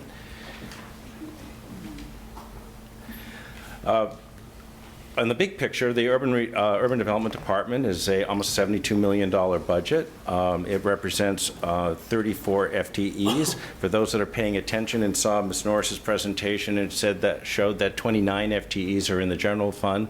The 5 additional FTEs that are not budgeted in the general fund are in the airport. There are 5 airport employees. So just making sure everybody's paying attention and counting FTEs, and that's the reason for that. When you look at the urban development in whole, all the funds, there are about 11 funds that we manage. I'd like just to point out that the urban renewal debt fund and construction fund comprise about 66% of our total budget. It's about $47 million. Other key funds include the construction fund for the city, which is about $8.8 million. Our federal funds program, another $5.4 million. The leasehold fund, about $1 million. The smallest fund up there is the Economic Improvement District, about $383,000. But I want to bring your attention to early, when the budget message was first given by the city manager, she mentioned 3 funds that were on the watch, and 2 of them in the Urban Development Department. One is the Airport Fund, and the other is the Parking Fund, which I'll be talking about in just a few minutes. The proposed budget for the Airport Fund is $1.6 million.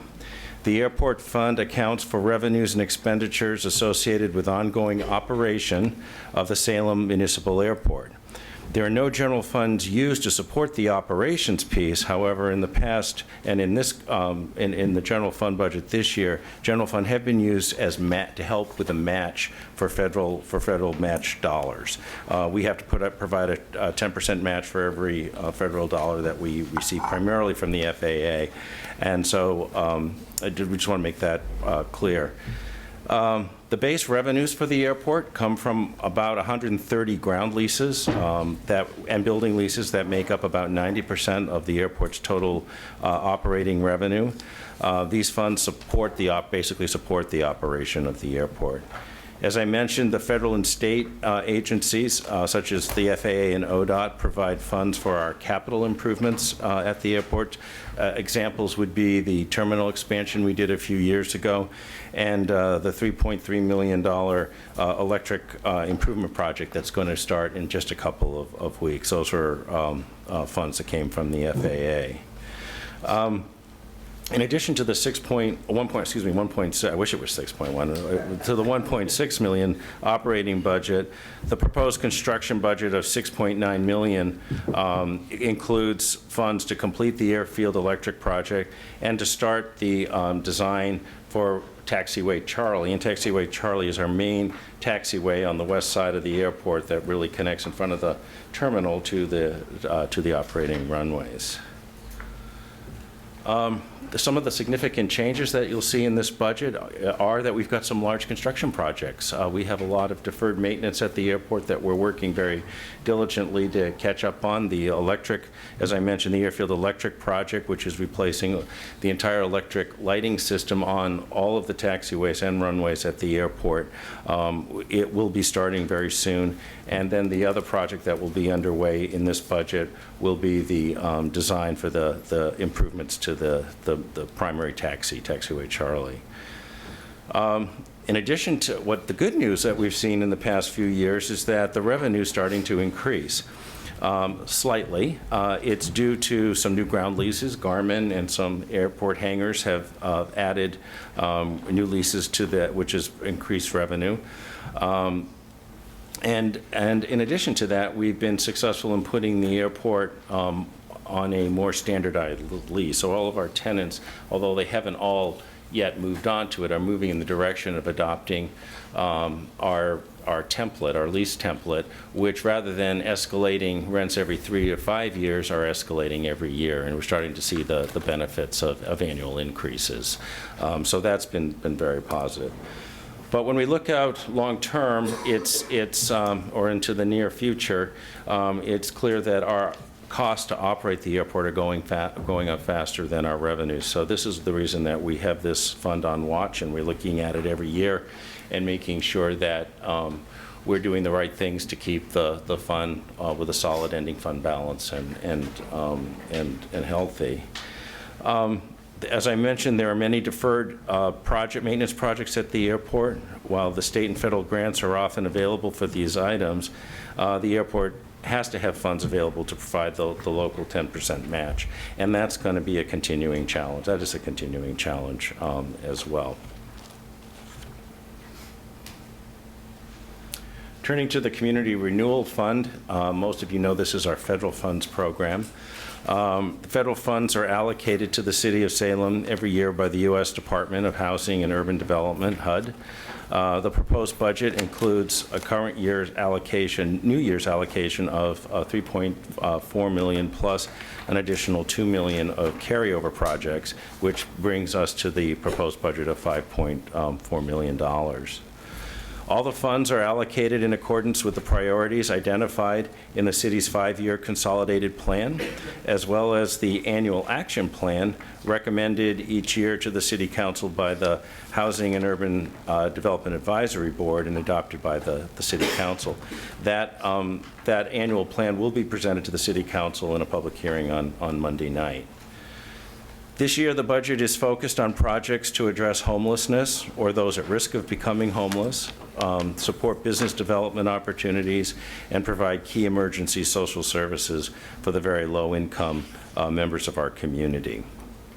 I'd also like just to add that in this fund, approximately $531,000 from our CDBG program money that we get from our loans every year, and with our downtown leases that we get every year, commercial leases, will be dedicated to pay off the outstanding debt on the Salem Conference Center. So about $531,000 in this budget will be attributed to paying off continued debt at downtown.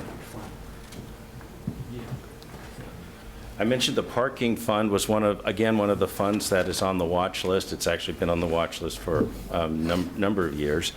The proposed budget of $2.5 million provides for the operation and maintenance of the downtown parking district and the parking structures, capital improvements made to the structures.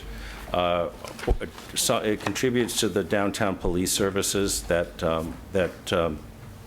and contracted services for downtown cleanliness and holiday decorations. As we've mentioned, every year the parking fund has struggled for many years to meet the ongoing capital needs of the aging infrastructure of the garages and to provide necessary services within the parking district. Current revenues within this fund are not sufficient to support the long-term needs of the program. Since the parking fund does not generate enough revenues for the downtown through the downtown parking tax and permit fees in the downtown parking garages, since 2006, urban renewal funds have been used to make the capital improvements in the garages. And again, this budget represents about $2 million of urban renewal funds being transferred to the parking fund to cover those critical costs.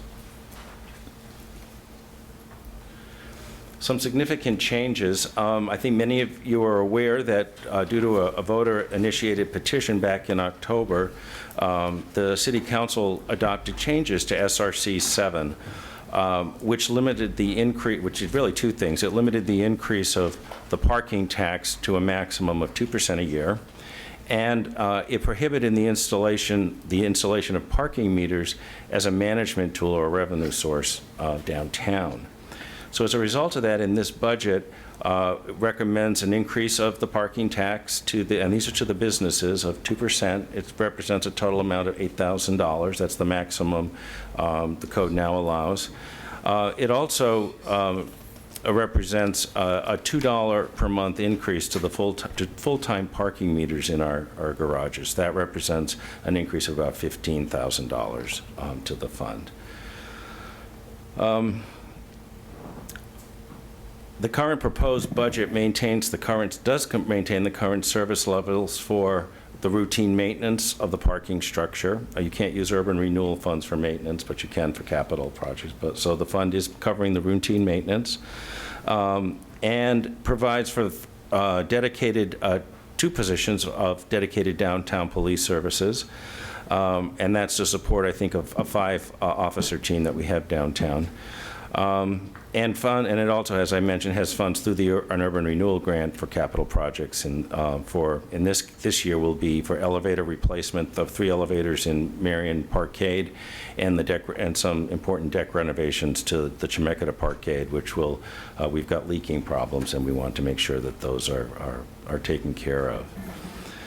However, in order to align expenditures with existing revenue sources, the following expenditures, are proposed or reduced or eliminated. This budget does not continue with any new security devices in the garages. Over the past 2 years, we've moved from analog system to a digital system with our camera, but this budget does not reflect any more additions of security cameras than what we already have. It also reduces the amount of contract services that we have budgeted for economic promotion and activities in the downtown. The Economic Improvement District is funded through an assessment of all the commercial property owners within the EID. Last year, the city assumed the role as the EID administrator. Services include the administration of the EID funds, support to the EID steering committee, which helps identify the priorities and allocation of resources, marketing programs, website. We now have a website downtown, which we've never had before.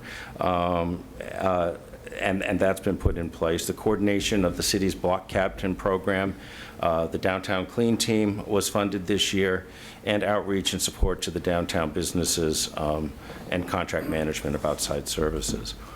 The EID is authorized to operate for 3 years. The current term is up this June. If it is reapproved or reallocated by the property owners and the council approves to levy the tax, next year's budget reflects approximately $156,000 in carryover and an addition of new assessments of about $225,000, which gets you up to the $383,000. If that happens, focus will be on the four primary areas that the city manager mentioned in her remarks, to promote downtown cleanliness, marketing through events such as the Golden Ticket, which was an event at Christmas time, first Wednesdays, communications with the web, the block captain program, and outreach programs, and then the continuation of, we calling it beautification, but it is banners, flower baskets, trying to get the downtown to have a consistent look and feel all year round. If this assessment, or if the EID is not approved by the property owners, the services next year will be significantly reduced and probably just focus on downtown, the clean team, cleaning and watering the water baskets. That's probably where we will be. So that's the dynamic there, and we'll know in a few months how that will turn out. The budget reflects as if it is going to be approved, though. And finally, the leasehold fund. The proposed budget here is $1.1 million. For those that aren't familiar with the leasehold, it provides for the operation and maintenance of city-owned lease spaces on the ground floor of Chemeketa and Liberty Parkades. So all those areas that you see on McGrath's and restaurants and shops provide revenue to the leasehold fund. Lease revenue and then the common area and utility reimbursements are the only sources of revenue for this fund. And the funds are used to operate and maintain the leasehold areas. When the tenant moves out, they're used for tenant improvements and to make improvements to the common area or tenant space as needed. In the proposed budget, several major maintenance operations are planned. One is to finish the replacement of the storefront, the windows and frames at the Chemeketa Parkade. We started that this year. We'd like to finish it in this coming year. But probably the top priority is the top priority, is to complete the ADA restroom upgrades in Chemeketa Parkade. Those common area restroom facilities do not meet ADA standards. So this fund has remained relatively stable for many years, and the tenant spaces are currently full, which is good news. And that concludes my presentation. Thank you, Mr. Wales. And before we move on to a short discussion, any member of the public that did not sign up would like to talk? Nope. Alrighty. Councilor Clem, did you raise your hand? Yes, John, nice presentation. Just want to confirm, and believe me, short question. Okay. Parking, downtown parking fund, did you indicate that urban renewal is providing $1.2 million? Yes. What's the total budget? For the parking fund? Yeah. What did I just say, 2.5 million? 2.5. Yeah. So that's almost 50% of the expense of whatever we have now for parking is coming out of urban renewal dollars that urban renewal agency could be using otherwise or saving. That's correct. Okay, thank you. Thank you. Madam Mayor. Yeah, I have a comment along the exact same lines, and I want to really speak to this because I was very concerned about this happening.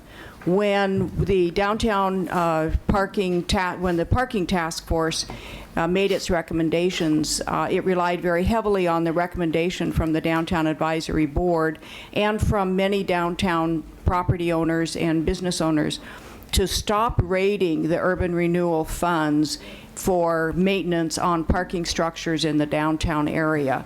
We had a very clear plan. We very thoughtfully made adjustments to the funds so that there would be money in the urban renewal fund to do exactly what urban renewal money is supposed to do, and that is to leverage private dollars to improve the facilities and the property values in that urban renewal area.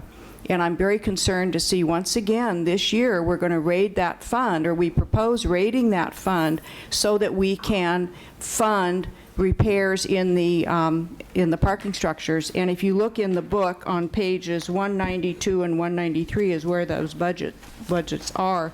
And I'm wondering if the 1.282 and a few more dollars could better be used in the urban renewal area to leverage private investment, and that we wait on those other repairs for the replacement of the Liberty Parkade elevator, for the Chemeketa Parkade Skybridge frame glass replacement, and the Marion Parkade elevator renovation.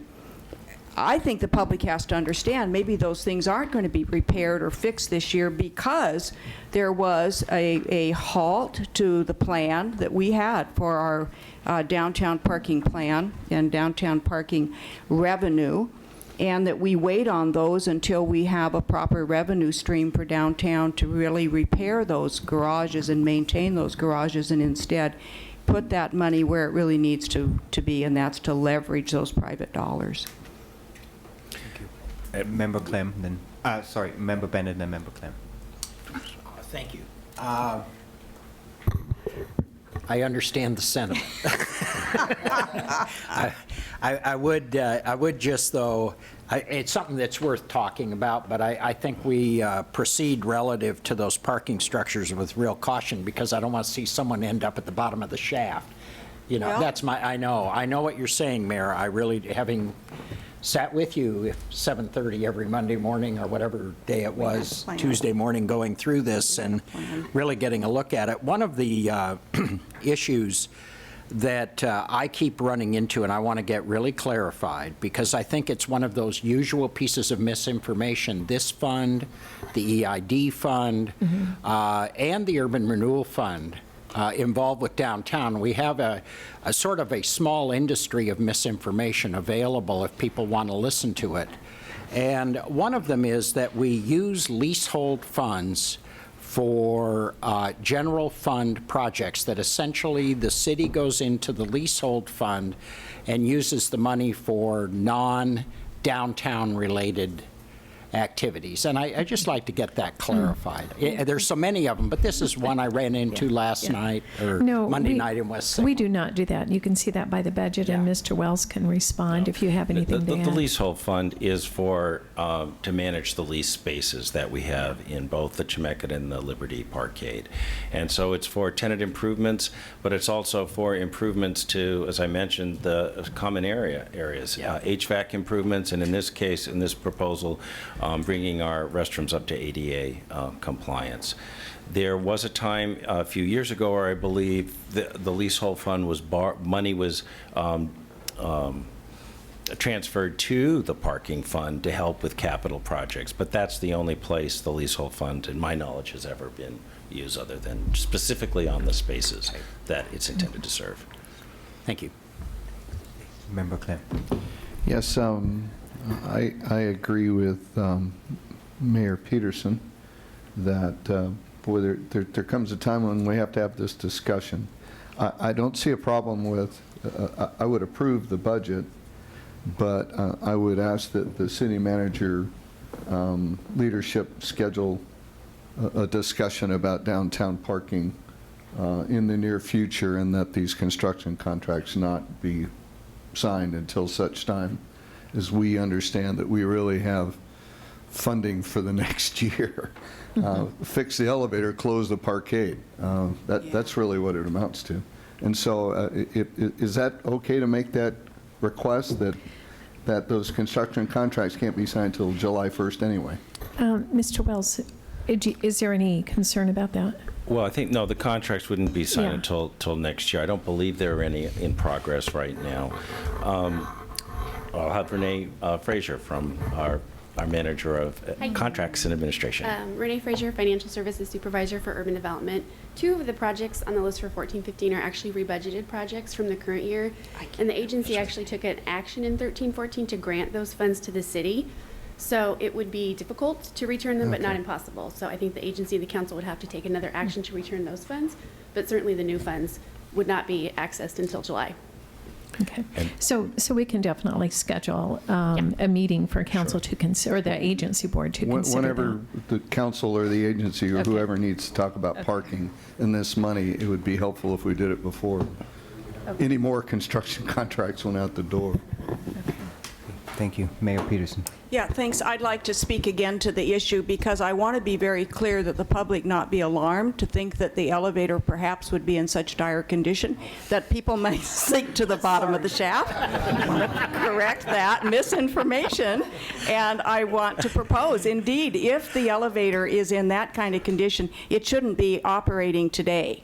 And I would encourage us to bite the bullet and close the elevator if that's what we need to do, but to stop continually raiding this fund because we think something needs to happen quickly. There is an alternative to a bad elevator, and that is you close the elevator and you don't use it.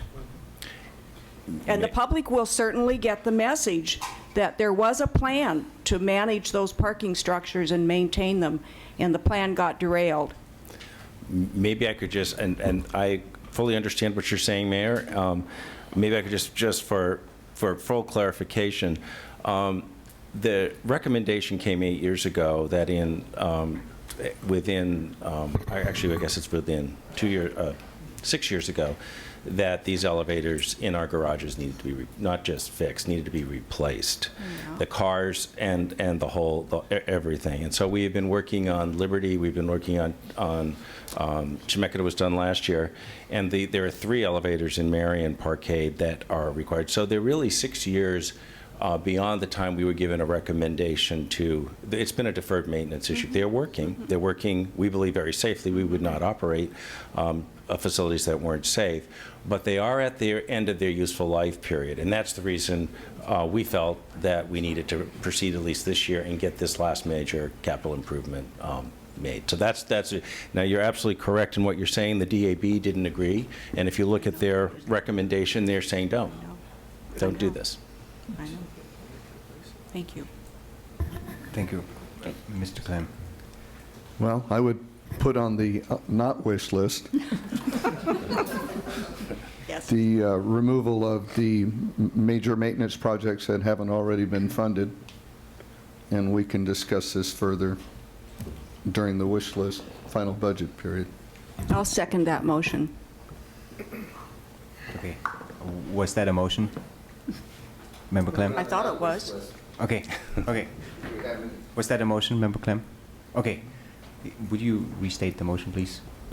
To delete from the downtown parking fund those construction projects under major maintenance projects which haven't already been started or contractually obligated to by the city. Okay, so we have agency. We have a motion by Member Clem and a second by Mayor Peterson. Any discussion? Member Bennett?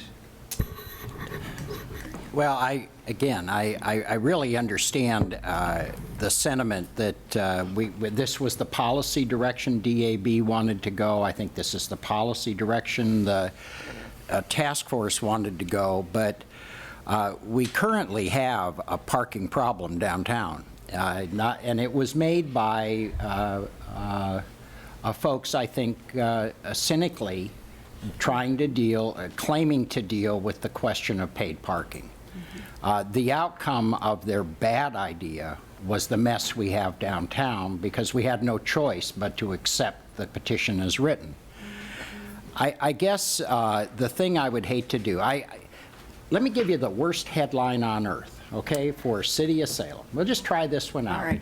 Nordstrom leaves downtown. I mean, that would be a complete disaster for that downtown, from my perspective. And I don't shop there, yeah, but it would be, I think, a real serious hit.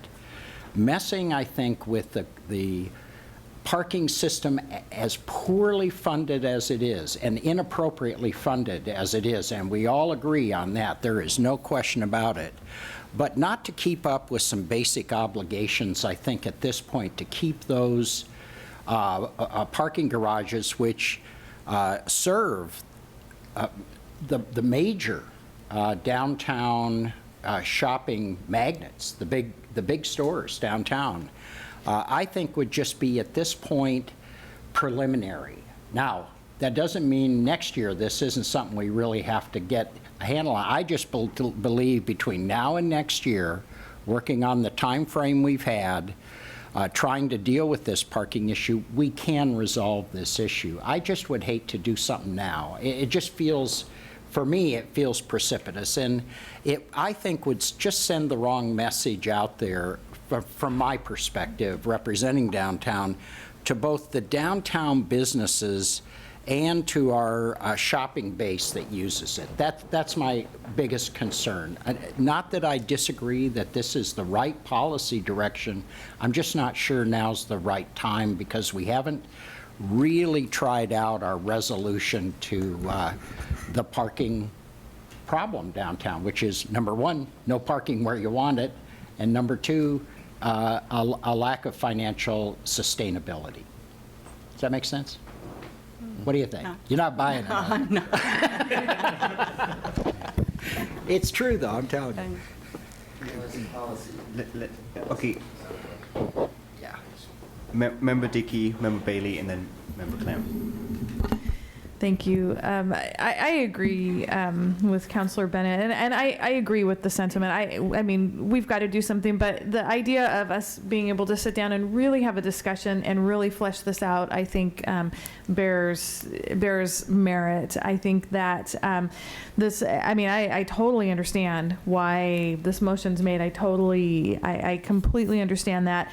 I think we need more discussion about this. I think we need more information about this, and I think, you know, we're going to be, this is not the last conversation we will ever have on parking this year, I'm sure. So, I mean, this is the beginning of many discussions, I'm sure. So, while I do agree with the spirit of the motion, I won't support it, but I think we need to discuss it more and continue this discussion. And I think as we have more information, there may be more issues that come out too that we're able to address. And I say that too because when I go downtown, I don't live near downtown, so I go downtown and I visit, you know, my hairdresser or, you know, certain businesses that I go to, and they look at me and say, what can I do? You know, my hairdresser says, my customers are late because they can't find parking anymore. So we do have an issue. I go to a couple other businesses I go to, and you know, and they're like, my customers are coming in telling me they couldn't find a place to park. So clearly this is an issue that bears a larger discussion that I know we will be working on in the coming months. Thank you, Member Bailey. Thank you. I would support putting this on the wish list as a budget-related item. We're not making a decision whether or not to up or down on the merits of the motion. I'm going to support putting it on the wish list because, frankly, as Councillor Dickey said, we need more information. And frankly, as a budget committee member, not attending all of the hearings and ins and outs that you do as council members, this decision is a little above my pay grade in some ways. So I'm willing to discuss it as a budget issue at a next meeting or two, but I'm going to need a lot more information to go on it. Thank you. Member Clem.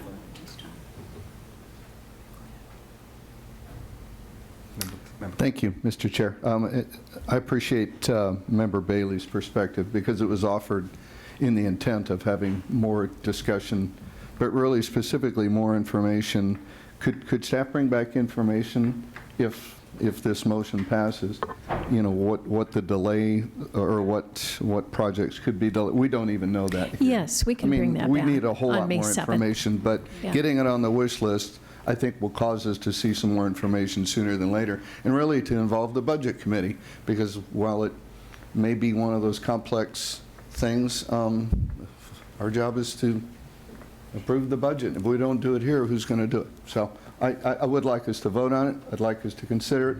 And then we are not delaying these projects. This is simply a wish list for final consideration. And I'd be very concerned, I'd be very interested in the information staff bring back if the motion passes. Thank you. The mayor will talk, and then I'll probably call the question. Okay.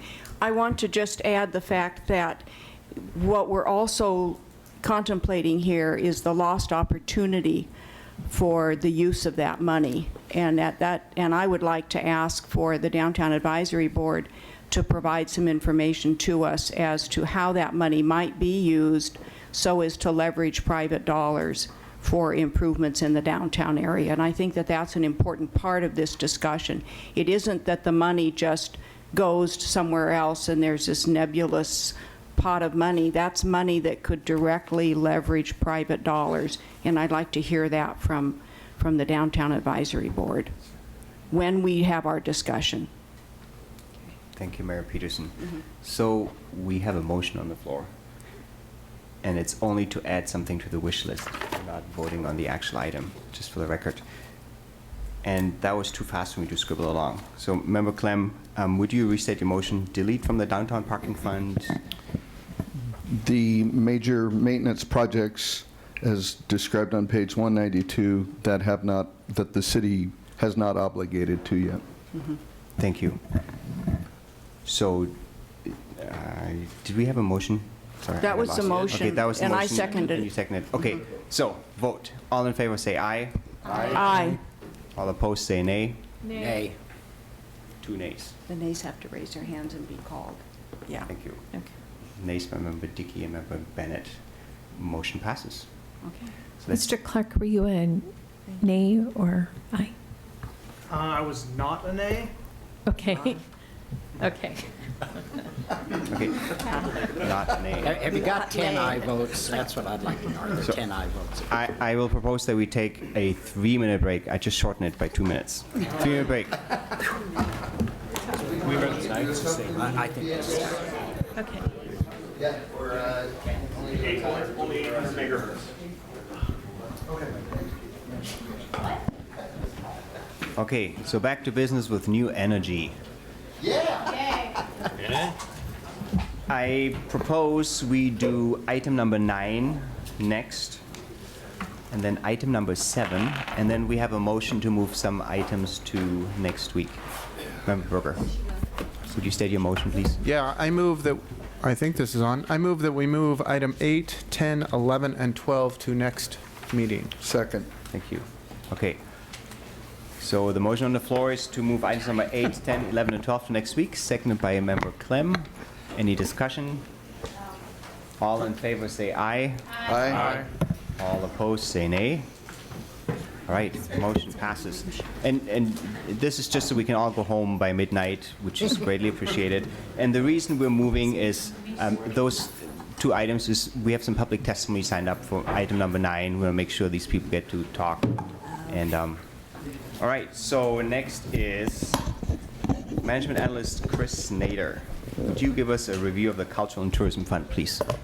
Yes, thank you, Member Kalowites and Budget Committee members. Good evening. Tonight I have been asked to go ahead and present the Culture and Tourism Fund for 14-15, and let me go ahead and get this set up. There we go.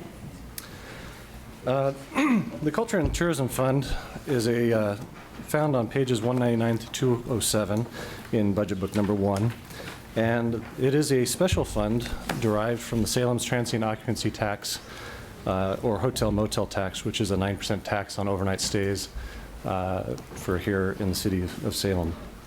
Year-to-date, tax receipts are up 13.75%, and as a result of improving economy and increasing hotel nights and rising daily hotel rates. For fiscal year 2014-15, it is anticipated that the fund will realize approximately $2.9 million in transient occupancy revenue, and thus the budget of $3.5 million is a 25.4% increase over the current year budget. This fund is also reviewed or managed by the Culture and Tourism Promotion Advisory Board, which is a 9-member advisory board that's appointed by the City Council. They oversee the grant funding for major historical and cultural facilities and events, and they score the grant applications and recommend approval of those grants through the budgeting process.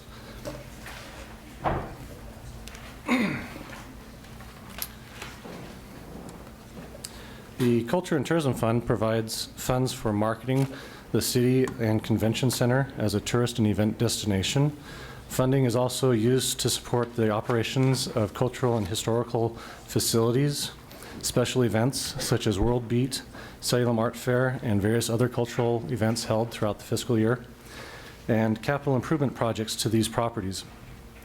City beautification is provided by keeping up the landscaping at the major parks and repairs and maintenance of city-owned historic buildings, all in line with Salem Revised Code, Section 56. The significant changes for this fiscal year going into 14-15 is the increased funding for tourism and marketing. Total marketing support is $1 million, $298,000 for Convention Center, and $714,000 for Travel Salem. Parks landscape maintenance is increased as well from $825,000 to $1.4 million. This includes $301,000 for Minto Brown Island Trail improvements in anticipation of the new bridge. And the funding for historical and cultural facility operators and other projects or events has increased from $380,000 to $405,000. And this provides funding for 9 facility operators, 16 special events, and 3 capital improvement grants as outlined on pages 200 through 203. As for the future outlook, the Cultural and Tourism Promotion Advisory Board continues to look forward to funding and increasing tourism to Salem through promotion of the city as a cultural and historical destination. Recently, the board has identified a need to expand its marketing of TOT grant funding to more organizations in an effort to include greater portions of the city's population and various cultural events for improving the quality of life for all of Salem residents. One way to do this is to reach out to the community and local organizations that do not currently participate in the TOT grant funding process, and thus hopefully increase the number of grant applications and the number of grant events. And with that, I will take any questions you may have. Thank you. Thank you, Mr. Nader. Let's do public testimony before we move on to discussion. I see there are 2 folks signed up. Mr. Snyder, would you approach the microphone, please? And for the record, please state your name, address, and/or ward or organization you're speaking for. And you have 3 minutes, and you know the drill. Thank you very much. Very good. Thank you very much for having us here tonight and for adjusting the schedule. My name is Scott Snyder. I manage the Grand Hotel downtown here. I'm also the chairperson for the Cultural Tourism Promotion Advisory Board that Mr. Snyder was sharing information about, as well as the chairperson for the Salem Area Lodging Association. And I would like to just endorse the budget as presented. We feel that the Lodging Association definitely feels like we've been participants in this budget all along. We feel like our voices have been heard, and we very much appreciate both the mayor's involvement with Travel Salem and the strategic plan that Angie Morris worked so very hard on with input from her board, as well as City Manager Norris in helping to make those ideas a reality. We, as a hotel operator, Mr. Snyder was talking about the fact that the taxes collected were up. And, you know, my hotel just celebrated its 9-year anniversary March 1st. It seems like it's gone by in a snap. But we enjoyed occupancies, and the first time that we felt comfortable increasing our rates last year, and we made we realized the same type of revenues that we had in 2007, 2008. So it is very exciting, and we believe that it is in no small part to the efforts. Last year when we presented, we talked about the many great things that the Travel Salem is the events that it's bringing. I know that my associate Toby Olson will be talking about those very passionately, so I don't want to steal his thunder. But and then also as the chairperson for the advisory board for the transient occupancy tax, I was very pleased that with the funding that is projected in the budget, we didn't have to deny anyone that qualified for a grant application. So we just, the Lodging Association encourages your support. I encourage your support for the budget as presented. Thank you very much. Thank you, Mr. Snyder. I believe you have a question from Member Berger. Thank you very much for coming and talking to us. I also want to specifically thank your association for the support of this. You guys benefit, but a whole lot of people who don't pay into this also benefit greatly from the funds your association is producing. So thank you very much for that. I do have one specific line item. You said you're in support of this budget. There's a pretty large increase in the transfer to parks, and I'm wondering if your association had discussion of that and are specifically in support of that transfer. We, well, it is made possible because of the significant increase in tax. And the city manager discussed it with the association. We are in support of the proposed choices. So it is, you know, as anything in that portion of the budget, it is because the money is there available is the reason that it's there. It is not, you know, forever. You know, if there's something happens to the fund, then the city manager had indicated that that is one of those things that is possible that it might not always be available for parks. Okay. Thank you. And I want to note for the committee that this is starting to more and more subsidize parks. And I just want the committee to note that in the long term, this could change and it would start affecting parks, and we got to backfill that somewhere. Thank you. My pleasure. Thank you. Thank you. Your question for, okay.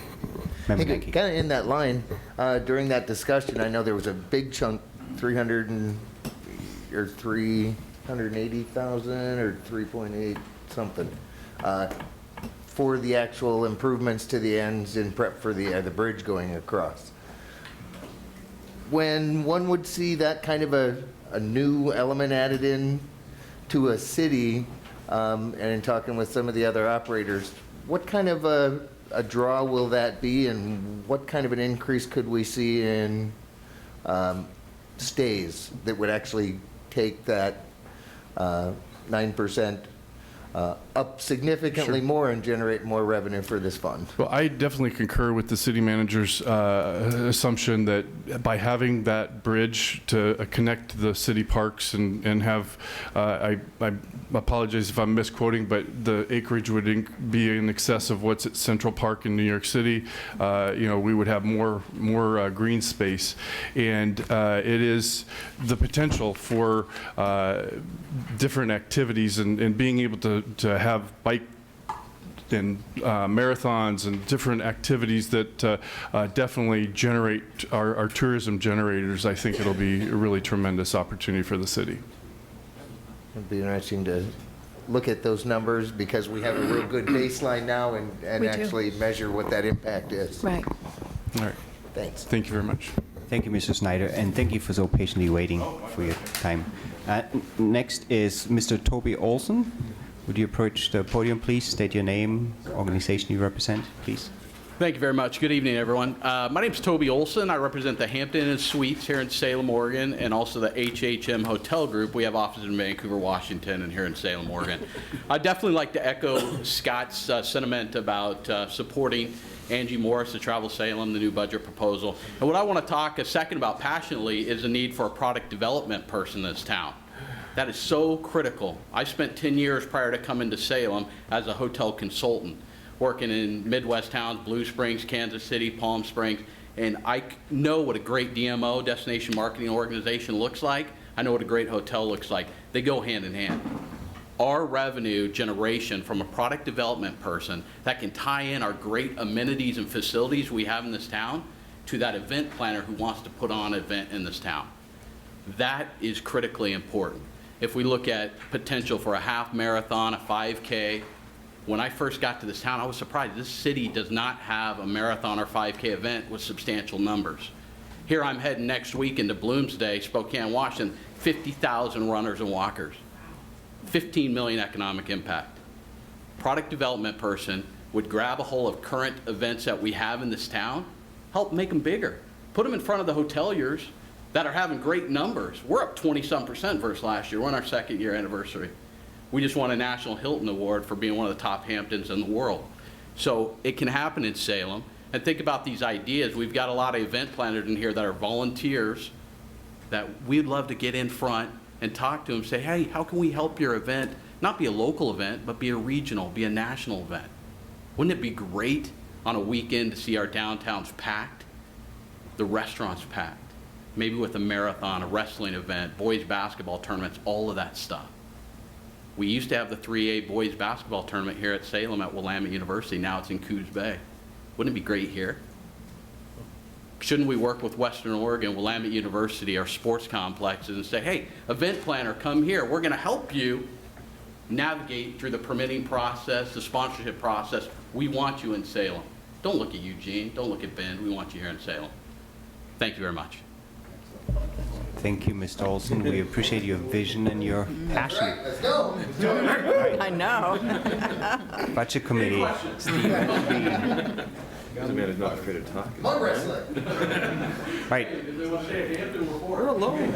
Is there any discussion for the committee? Well, we kind of shifted. I have a quick, Okay. We have a comment from Mayor Peterson. well, I think that Councilor Clem was first. Issuer. I was just waiting. Just waving at me, I don't think so. Okay, thank you very much. I just want to add my 2 cents worth and my support for this because I've had a chance, not only sitting on the Travel Salem board, to really look carefully at the figures and the activities of Travel Salem today, but I've had a chance because of some other boards and things that I'm on regionally and across the state, and actually even when traveling, to really see how the product development movement in tourism is moving across this country and how it has affected positively the activities and the income in cities where they actively do go out and find those kinds of events to bring to their town, whether it's runs or hot air balloon races or a variety of things that can happen. It can be cultural activities like concerts and festivals in the summer, just whatever, but it does make a positive impact, and it is what's happening across the nation. And the reason it's happening is because people travel differently today, and travelers look for different things today than they used to with our old model. And they're looking for experiences. They're looking for more than to come and look at our historic houses and see our state capitol building and look at our riverfront. They're coming to places for the experience, the exercise, the activity, the outdoor recreational experience, the cultural experience that comes from a music festival, whether it's, hard rock or classical symphony. They're looking for something that's more than just having their eyes look at something in a museum and then go on to the next one. So I really see that we need product development in this community. We have the raw materials, recreation and natural resources we have in abundance. We just need to be able to identify how to really get people to them and using them, and how that can become an economic engine is going to play out right in front of our eyes. I'm convinced of that. Thank you, Mayor. Member Bailey? I'll take this opportunity to shoot my mouth off here a little bit about this.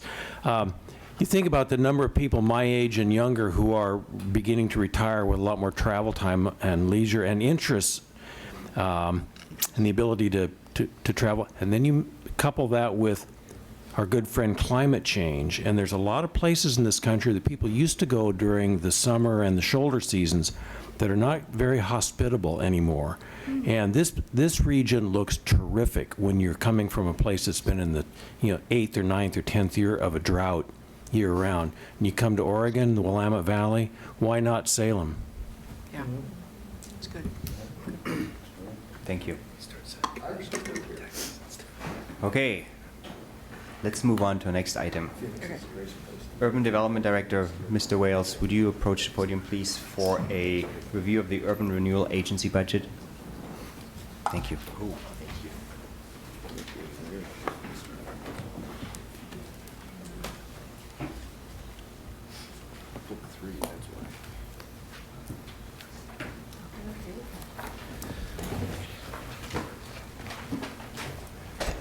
Good evening again. John Wales from Urban Development Department.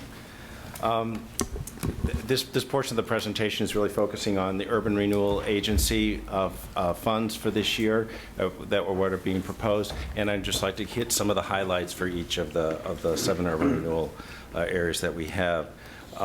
As I've mentioned before, the Urban Renewal Agency of the City of Salem currently manages 7 urban renewal areas. These include Riverfront Downtown, North Gateway, West Salem, Fairview Industrial Park, Mill Creek Industrial Park, McGilchrist Urban Renewal Area, and the South Waterfront URA. Revenues generated from the increases in property tax collections, which we call tax increment, from each of the areas, 7 areas, are managed as separate funds and can only be used to fund projects within the respective urban renewal area. The projects themselves must be identified in the urban renewal area's plans before they are eligible for funding. So the funding for each area has to be only spent within that urban renewal area and to be spent on a project that's already in the urban renewal area plan.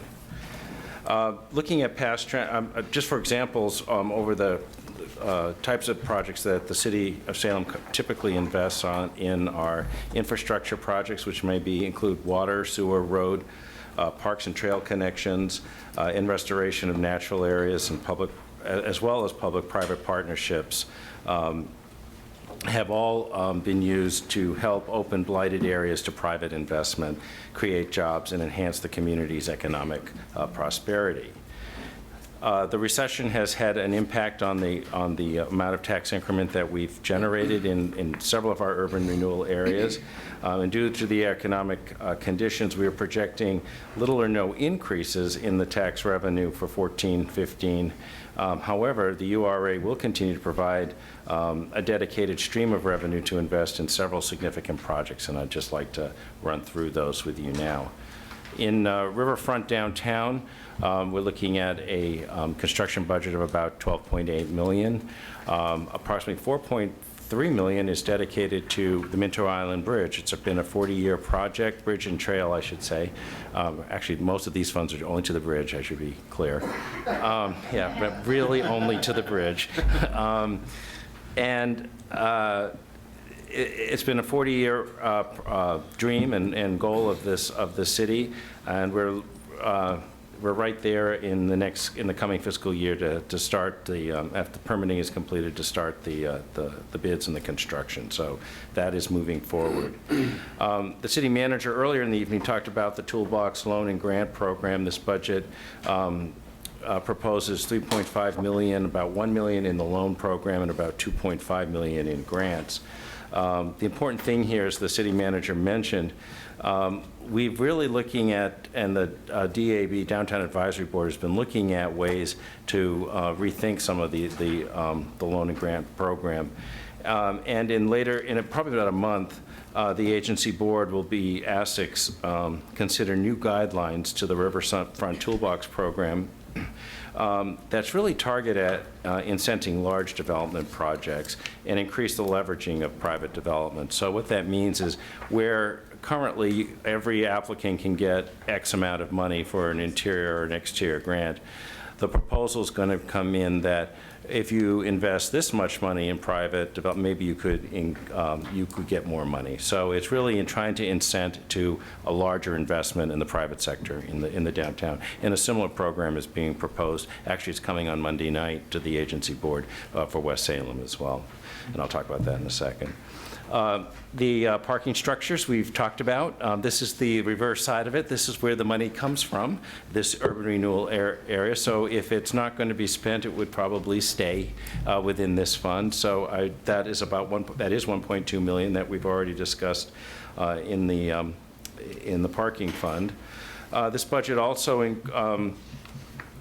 proposes improvements to Commercial and Union Street. This is a project about $1 million for design and construction. This is where the pedestrian and the when you leave the railroad bridge in the park, getting across Commercial Street with some signals and some pedestrian improvements. So that's in this budget, and that was a direct outcome of the mobility study that the council had approved earlier. In West Salem, we've just recently, or almost completed, I think they're just about done, improvements to the Second Street, for Second Street project. In doing that, the agency did go into debt, did borrow money, and as a result of that, for the next 4 or 5 years, is going to be paying that debt service back. And so the types of projects that are going to be able to be done in West Salem are going to be smaller, but they are thinking forward. The advisory board is thinking, okay, let's be ready and let's have our thoughts together. And so part of this program for the coming year is the West Salem Business District Development Plan. It's about $300,000. It's underway. It's a multi-year strategy to encourage development of areas adjacent to Edgewater Street and Wallace Road, and will help prioritize the use of future URA funds, including opportunities for reuse and redevelopment and improvements to the transportation system. The plan is expected to be completed in November. This budget also includes an additional $300,000 set aside for projects that may materialize as a result of that strategy. There is an additional toolbox grant that is being rebudgeted for this year. As I mentioned, the same type of thinking to increase the level of investment, trying to leverage, is going to be coming to, a proposal will be coming to the Urban Renewal Agency, I think, on Monday night. So that's part of this conversation as well. At the Mill Creek Industrial Park, we've been working for several years during the down economy to really make some very significant improvements. The wetlands is almost done on 75 acres. You can actually see the water areas out there where they've been planted, and we're looking to see some really some significant growth this year. The Amsville Highway roadway project is nearly done, although there is money in this budget, about $400,000, to finish the intersection where Amsville Highway meets Kubler Road. And as I mentioned, College Reservoir, which is a large project which we partnered with the city on, is about ready to be, it's due to be completed in I think, July. So that's all very positive, and that really puts a limit right now on the infrastructure investment. Mill Creek is an area we don't want to get out in front of the development.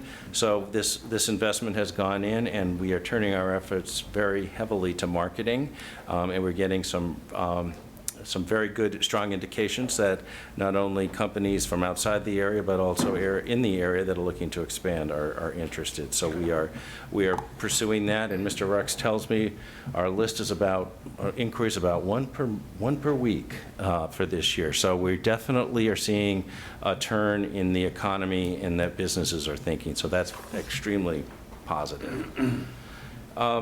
At the Fairview in Industrial Park, the story there is that the Fairview urban renewal area has reached its maximum indebtedness. That means it can't levy any more debt, and that means we're not collecting any more tax increment from Fairview. So the taxing jurisdictions, including the city of Salem, are getting the tax allocations from that area. There is, however, $2.3 million left in the construction fund. It's cash that they can still be used for projects. It's already been, it's really remaining cash from prior debt issuances, and that we've met with the Urban Renewal Board and have got some direction as to pursue some thoughts on future projects for that. What we are continuing to fund in this budget is the small business loan program for our entrepreneur companies. We've funded 3 out in this park very successfully, so that program is still in place. So the urban renewal area won't close, it's just that we're not collecting tax increment anymore. In North Gateway, in recent months, the agency board gave, and the advisory board, North Gateway Advisory Board, began to consider the best use of the remaining $22 million of available, really available resources for that urban renewal area. And as a result of recent discussions with both the agency board and the advisory board, staff has been given direction to come back or to prepare a development and investment strategy for the entire urban renewal area for those remaining funds. And this prioritization or this analysis will prioritize the use of the remaining available funds for that could be available for the area. The strategy will be focusing on identifying opportunities that maximize private investment, that maximize job creation, and economic vitality. And we will be conducting a rather extensive engagement of the community, businesses, the brokerage community as well in preparing that analysis.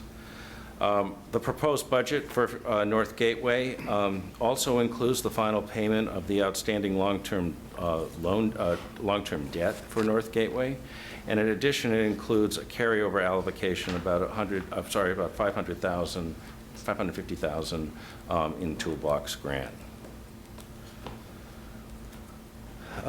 And for South Waterfront, which was one of our newer areas established in 2007.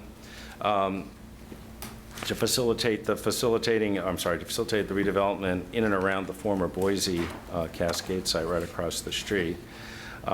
Tax increment has not accelerated at the rate that was anticipated, primarily due to the economic downturn. But this budget does reflect staff recommendation for funds to be used primarily for staff efforts to address continuing working with the Pringle Square development team to address access, to address pedestrian connectivity between this campus and Commercial Street and the park, and to conduct due diligence on the park parcel, which we are considering purchasing. And finally, the McGilchrist Urban Renewal Area was established in back in September of 2006, with the intent to provide funding for improvements to McGilchrist Street from 12th Street to 25th, or out by the airport. And what this would do is enable an additional 90 acres of industrial and 30 acres of commercial property to be brought into the city's urban services area. This year, that budget reflects $1.2 million to be allocated to the design of this road, and if approved, we will proceed. Public Works will be proceeding in making that happen. And that finishes my my presentation and complication. Thank you for your presentation, Mr. Wales, and thank you for being flexible and allowing us to rearrange the agenda. Before we move on to discussion, was there any member of the public that wanted to testify concerning the Urban Renewal Agency budget? Nope. Okay, discussion. Any questions, comments by the committee? Member Nanki, thank you. Just as a kind of a sideline question on the Fairview revolving loan fund. Those monies, because I know we've talked about some businesses on McGilchrist and maybe some other places around town. Is it possible just to close that urban renewal area, assign those funds to urban development on a continuous revolving loan program and actually be able to utilize those in some Outside the other area. places around town as well? Mr. Wells. Well, it's closed. Those are leftover monies from other things that, When we From interest, closed the Pringle urban renewal area, we still had, I don't know, about $300,000 or $400,000, and that has to be used within the area from which that money came. And I think it or would be then it has to be redispersed at the appropriate proportions to the other taxing jurisdictions as well? So, Mr. Wells, can you The enlighten funds us? that are remaining within the urban renewal area, the agency board would have several choices. They could return all of the money in the construction fund, the $1.2 million or $2.2 million to the taxing jurisdictions. It could keep the district open and continue to do projects in the district, continue to fund the enterprise or the small business loans. What happened when we closed Pringle was that those funds were transferred to the city and went to a city account. But the restrictions on it was that they had to be used within the same geographic area and within the parameters of what the plan of what they were initially intended to be. So that's where. Other question on that, how much staff time and money does it cost us to maintain an urban renewal area? So that's kind of the trade-off. Yes.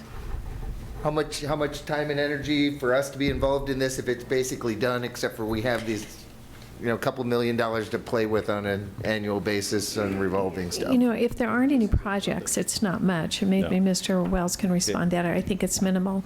A thing to keep in mind with the Fairview urban renewal area is a part of that stretches into the airport property, and we may need to move never mind. Airport Road. So Yes.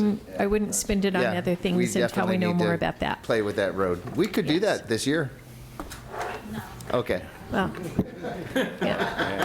yes, Mr. Wells. One other item. There always are housekeeping issues when you close out an urban renewal area. In this particular one, there were CCNRs in place that the city has put, or the urban renewal agency actually has put in place. If the urban renewal agency were to close, we would need to be working with property owners to see whether they wanted to form their own association or just try. So there are things like that that we just have to clean up as well. So it's not just walking totally away. Right. Yeah. Thank you. Mayor Peterson. I have a question for Mr. Wales, and it has to do with the Pringle URA and the funds that are left. I remember several years ago when I joined the DAB asking about the condition of the concrete that's out in front of what is now the Gilgamesh restaurant out in front of the Pringle Parkade and that area, and I was told that that would be taken care of as funds were, at the end of the use of the urban renewal area, and that repairs were planned in that waterway that's out front and for the concrete, but I still haven't seen anything happen, and that was about 8 to 10 years ago, and I'm wondering if we can't get that fixed. And we have this wonderful project now over here with Commercial Street and the beautiful path that's going down, and I just feel like there needs to be linkage there, and it's like forgotten. Right. And I think it's actually Mr. Fernandez. You can't see him, but he's behind that concrete. He's back there with the chief. They're hiding behind what's going on back there? Yes. We've talked about it, and it's been, I know, the mayor's desire, and we want to do it. I think we don't have enough funds at this point, is that, and the workload. Peter, can you talk about that? To do what, Mayor? Okay, to I do can the take you over there and show you. All right. The renovation with the spalling concrete yes. Along the creek. Yes, it is. We're well aware of the issue. We've had discussions about wanting to do that. It's really just a matter of identifying the funds. I'm not sure, how much may or may not be left in the Pringle URA. account, which would be the most natural. The other way to do it then would be to find, perhaps parks funds or general fund funds to do something there. But it's clearly an issue, and then it's a matter of scope. Do we simply remove the concrete and do more grassy area? Do we remove all of the falls and redo that in a different manner? So, depending on how much we want to do, what we've always said is we should engage a good landscape architect to at least give us some direction at first. So if the mayor, someone wanted to make a motion to have us bring something back, and Ms. Fraser can tell us how much money is left in that fund. Okay, that would be great. Thank you. Good evening again. Currently, there's about $90,000 left for use within the Pringle URA for projects or programs that were a part of the original Pringle plan. 90,000, and we get $33,000 a year in loan payments from the Salmon Run loan, and so that continues, I think, for probably 10 to 12 more years. So we'll continue to grow that fund, but it's not growing at a huge rate. We also need to make sure that we're doing capital improvement projects and not repairs with those funds. That's in the city fund, right? It is a city fund. City but fund, it's that's not not in the URA. I know, yeah, right. Yes. Okay. Yeah. Okay. So, Ms. Fraser, do you recall when the Salmon Run payments have been made, how much money will be in that fund? Or can you estimate that? Right, so currently we have $90,000 and we'll get $33,000 more in 14, 15 and every year after that. So it grows at about $33,000 per year. Okay. 33,000. 33,000. Oh, pardon For me. how many Yes, of more course. years? For how Yes. many more years? I think it's about 10, but we can certainly bring that back to you next week. Yeah, because I was thinking it was going to be about 400 and some thousand, so that's at the end of the 10 years. Yeah. Yes. Okay. Okay, so, Mayor, would you like to make? Yeah, I will make motion? a motion that staff return to the Budget Committee with a recommendation for the repair or the upgrading and the maintenance of that area. And I realize that maintenance isn't part of urban renewal money, but I want to tell you how many days that area is dirty, it's unkept, the shrubbery is not trimmed, the trash isn't picked up, and that is the walkway after people can't get into the conference center to park, and we tell them to park at the Pringle Parkade and walk over. That is the path that people take to get to our beautiful convention center, and it looks slummy. So I think that we need to be more attentive to that as well. Okay. Okay, thank you. So we have a motion on the floor by Mayor Peterson, second by Bednarz. Any Thanks. discussion? Right? So do we have enough people left? I think we lost. Is anyone left? Okay. All in favor say aye. Aye. All opposed say nay. Motion passes. Awesome. Any other conversation? Okay, so we're skipping 8, 10, 11, 12. That takes us to item number 13. Any discussion for us, amongst us, considering policy? Member Berger. Yeah, a couple things, but one I want to bring up that I discussed last time, the issue of Minnow Brown Park and the cherry trees, the issue that was brought to us by a citizen testimony. Basically, we have in the budget right now specified $100,000 in renovation to a cherry orchard, even though we're in the process of master planning Minnow Brown Park. So I would like the committee to consider unspecifying that to the specific cherry tree project, and instead putting that just generally to some project within Minnow Brown. So I guess my motion that I'll look for a second for is to add to the wish list unspecifying the $100,000 for restoration of the Minnow Brown cherry orchard, and respecifying that $100,000 to unspecified park improvements within Minnow Brown Park. And after the master plan is done, is that what you were saying? My motion is just to put it to unspecified park improvements in Minnow Brown Park. My intention would be that you'd allocate that as part of the master plan, but I did not put that in my motion. Okay. Okay, so a motion by Member Berger and seconded by Member Tesler. Any discussion? Member Bednarz, please. As a daily user of that park, I could see a lot of places where that money could be used. In my mind, that would be better than an old cherry orchard. And one of my favorite places would be to pave the dog park area, which is ridden with potholes and water. But that's a minor, I know, it's a minor thing in comparison to the other restorations of the park, but it is one of the most heavily used parks in the city at this point. It's the only off-leash dog area in the core of downtown. And I'd like to see that happen, if that is one of the potential things that would happen, obviously depending on the master plan. Yeah, and we're going to have a break on there, so. Yeah. Yeah, I'll speak to that. Okay, Member Peterson. Yeah, I'll support the motion because I also use Minto Brown Island Park as do millions, not millions, thousands of people in our community. Maybe one day millions. Maybe. But the needs are great out there, and it's such a jewel, and it's a park that we encourage people to use all the time, and there are serious needs out there, and that money could be well spent, and it would only increase, I think, the popularity of the park, the use of the park, and the care for the park as well. Thank you. Member Tesler. I also support this discussion. I would like to see the master plan judiciously consider the uses that the money could go towards and be fed into that process, because we do have a process for master planning and we do have lots of needs that are identified in the park. So it's a big park, there's going to be a lot of needs. When the bridge is built, the needs will become even more clear, and we just need to keep that in mind. Thank you.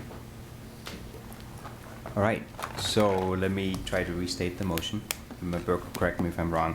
The motion is to, let's see, unspecified, is that a verb? It is now. To unspecify $100,000 in renovation currently dedicated to the cherry tree orchard to just the Minto Brown Park in general. And the motion was by Member Berger, and it was seconded by Member Tesler. So all in favor, say aye. Aye. Aye. All opposed, say nay. Motion passes. Any other discussion items for the committee? Member Berger, you're limited to 2. Good, I have two, exactly. How convenient. We discussed the library, the West Salem Library and its hours today. I'm curious to get from staff what it would take to add back the hours to the West Salem Library. And so I would like to add it to the wish list to restore the previous hours to the West Salem Library at its current service level. Second. Okay. And just to clarify, current hours are 16? 16, and the previous, I believe, were 31 and a We were half. at 13 and we were at 32? 31. 31. All right, let me try and restate the motion. Member Berger, your motion was to add, to have staff bring back a report what it would take to add back the library hours, restore the library hours in West Salem from 16 to 31 at the current service levels. And the motion was seconded by Member Clem, correct? Yep. That's correct. Okay, any discussion? Yeah. Mayor. Thank you. I won't support the motion, and the reason being that we do have the Central Library open on a regular basis and certainly many more hours than what we would be able to add back at the West Salem branch. And there are greater needs, in my opinion, for funds that we may end up with at the end of this budgeting cycle. We know it's tight. We know we're talking about adding things and taking things back. But the decision-making that went into reductions in hours at the West Salem branch were very, very carefully planned and thought out and discussed across the community, as well as with the library users in West Salem. And as much as I know libraries are important to the community, we have a library downtown that's only about 8 minutes away by car, maybe 5 when there's no traffic. And I just think we really have to look at our city resources and look at how we're going to be using using those monies and allocating staff. Thank you. Member Bednarz. Yeah, if I understand it, the motion is just to put these hours on the wish list, is that right? Yeah. Okay, thank you. Member Clem. I would ask that Budget Committee members consider voting for this motion. It's we made an inquiry generally how much this would cost, and I think the best way, as city manager has indicated, the only way to really allocate any staff effort to that calculation is to put it on the wish list. So the idea, the intent at least of this motion is to see what it is. And we really do have about 300 new building permits going into West Salem, and the idea is to bring those neighborhood services closer to where people live, and as long as there's an operating library, with the expansion of Roth's there, we're anticipating that we really do want to use that library. That area has just has become more busy. So the intent is not to really have that full debate on the best way to provide library services. It's the intent is to see what the cost of restoring that. I had some constituents ask. It sort of just makes sense that we follow through with the information. Thank you. Member Ben-Nars. I am going to join the mayor on this and not vote in favor of the motion. As I think about it, I'd rather have some more information back as to what that money can be used for. I'm just not ready with the information that I've got to say I'm going to obligate another roughly $1,000 to put another 16 hours worth of, or 15 hours worth of time of being open when we do have a main library that's already open on this side of the river. Thank you. Member Tesler. I would support this motion if the Monday hours were returned to the main library, and that would be the condition of my support. But since that's probably not going to happen, I'm going to join the mayor and the counselor from Ward 7, and I can't support this at this time. Thank you. Member Nanki. Thank you, Mr. Chair. I don't have any problem putting it on the wish list to get some numbers. There's several things on the wish list that I probably won't be able to support at the end because knowing our financial situation. But I think it's valuable to see what that difference is now that we have a different level of service, to see what it is if, you can eke a couple extra hours out on it eventually sometime. But you can't do that if you don't know what it costs. Thank you. Okay, any other discussion? So just let me restate, and just a reminder, this is only to add it to the wish list. This just continues the conversation. We're not voting on the actual. Okay, Member Ben-Nars, a comment? Real quick question. So if you asked for clarity on what the money's going to be spent on, is that what you're asking for? No, it's not the amount of money. You were talking about somewhat of a staff report for information that you were looking for. No, that basically the wish list will give us a number on what it actually will take to bring it back up to that service level, knowing that it won't be the same cost that we reduced previously because the service level is different now. So, and I would support getting that information. I just don't support it and adding it to the wish list. I like the information, but I'm with Councilor Tesler that I'd rather see the money go towards the library that's not being opened right now. I'd rather see a lot of the other monies and the other things that have been added onto the wish list go to something else. But I know that that's a pipe dream potentially as well on several things that may get there. But to put it on to at least have it available at our last meeting to say these are monies that may be able to be spent on things, and these are the costs associated with it. You can never look at that if you don't know what the cost actually is. So that's always been the purpose of the wish list, which is why I typically vote to let people have things put on it to at least understand the issue. Thank you. Member Clem. Yeah, and I just want if I could please ask the city manager to clarify when we asked the information, you indicated it'd be better to put it on the wish list to get that, for us to all see that information. Right. Okay. Yes. Okay, so I'm going to restate the motion and then ask for a vote. The motion is to have staff report back to the committee what it would cost to increase the library hours from 16 back to 31. Right. At the current West Salem Library. At the West Salem Library. Yes, to add that on the wish list. And the motion was by Member Berger, seconded by Clem. All those in favor say aye. Aye. All opposed say nay. Nay. Need to raise hands. Okay, 1, 2, 3, 4, Laura? 3, 4, 5 nays. So, Motion fails. yeah, failed. You said 5 names? 5 nays. Did the 5 reporter nays. get the names of the Could- noes? We have to be sure she has could- the names of the noes. Yes. So the people voted nay are 1, 2, Okay. 3, 4. Yeah, Peterson, Dickey, Benjamin, Bednarz, Tesler. Okay. Okay. Any other discussion under item number 13? No. Okay, that leaves us with public testimony. I had a person signed up. Joseph Clarification. Oh, he's Oh, sorry. gone. He's Member Bailey. What was the outcome of the vote? failed. And 5 opposed. just for clarification, how many members do we have right now? 13. We have to have, for the Budget Committee, you have to have 10 members who vote aye to pass. That wasn't my question. How many members are on this committee right now? Oh, I've heard rumors that a city councilor resigned. Oh, yeah. Yes. So- City council. yeah. So it's 17, so now we need, I don't know if that changes the procedure. Could you come to the podium? we have to have 10 no matter how many are on it?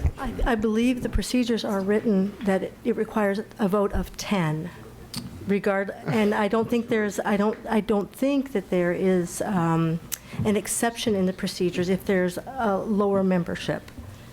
I can certainly check that. And Mr. Atchison has a comment. Dan Atchison, City Attorney. I need to verify this, but I believe the minimum requirement is 10 votes from the Budget Committee members to adopt a motion. Okay, so we'll bring that back next time as well. Thank you. And Mr. West is no longer in the audience. Okay. Any other member that we overlooked that wanted to testify? No? Any other business we need to consider? Then the joint meeting of the City of Salem Budget Committee and the Salem Urban Renewal Agency Budget Committee is adjourned. We meet next on April 30th, next week, 6 p.m.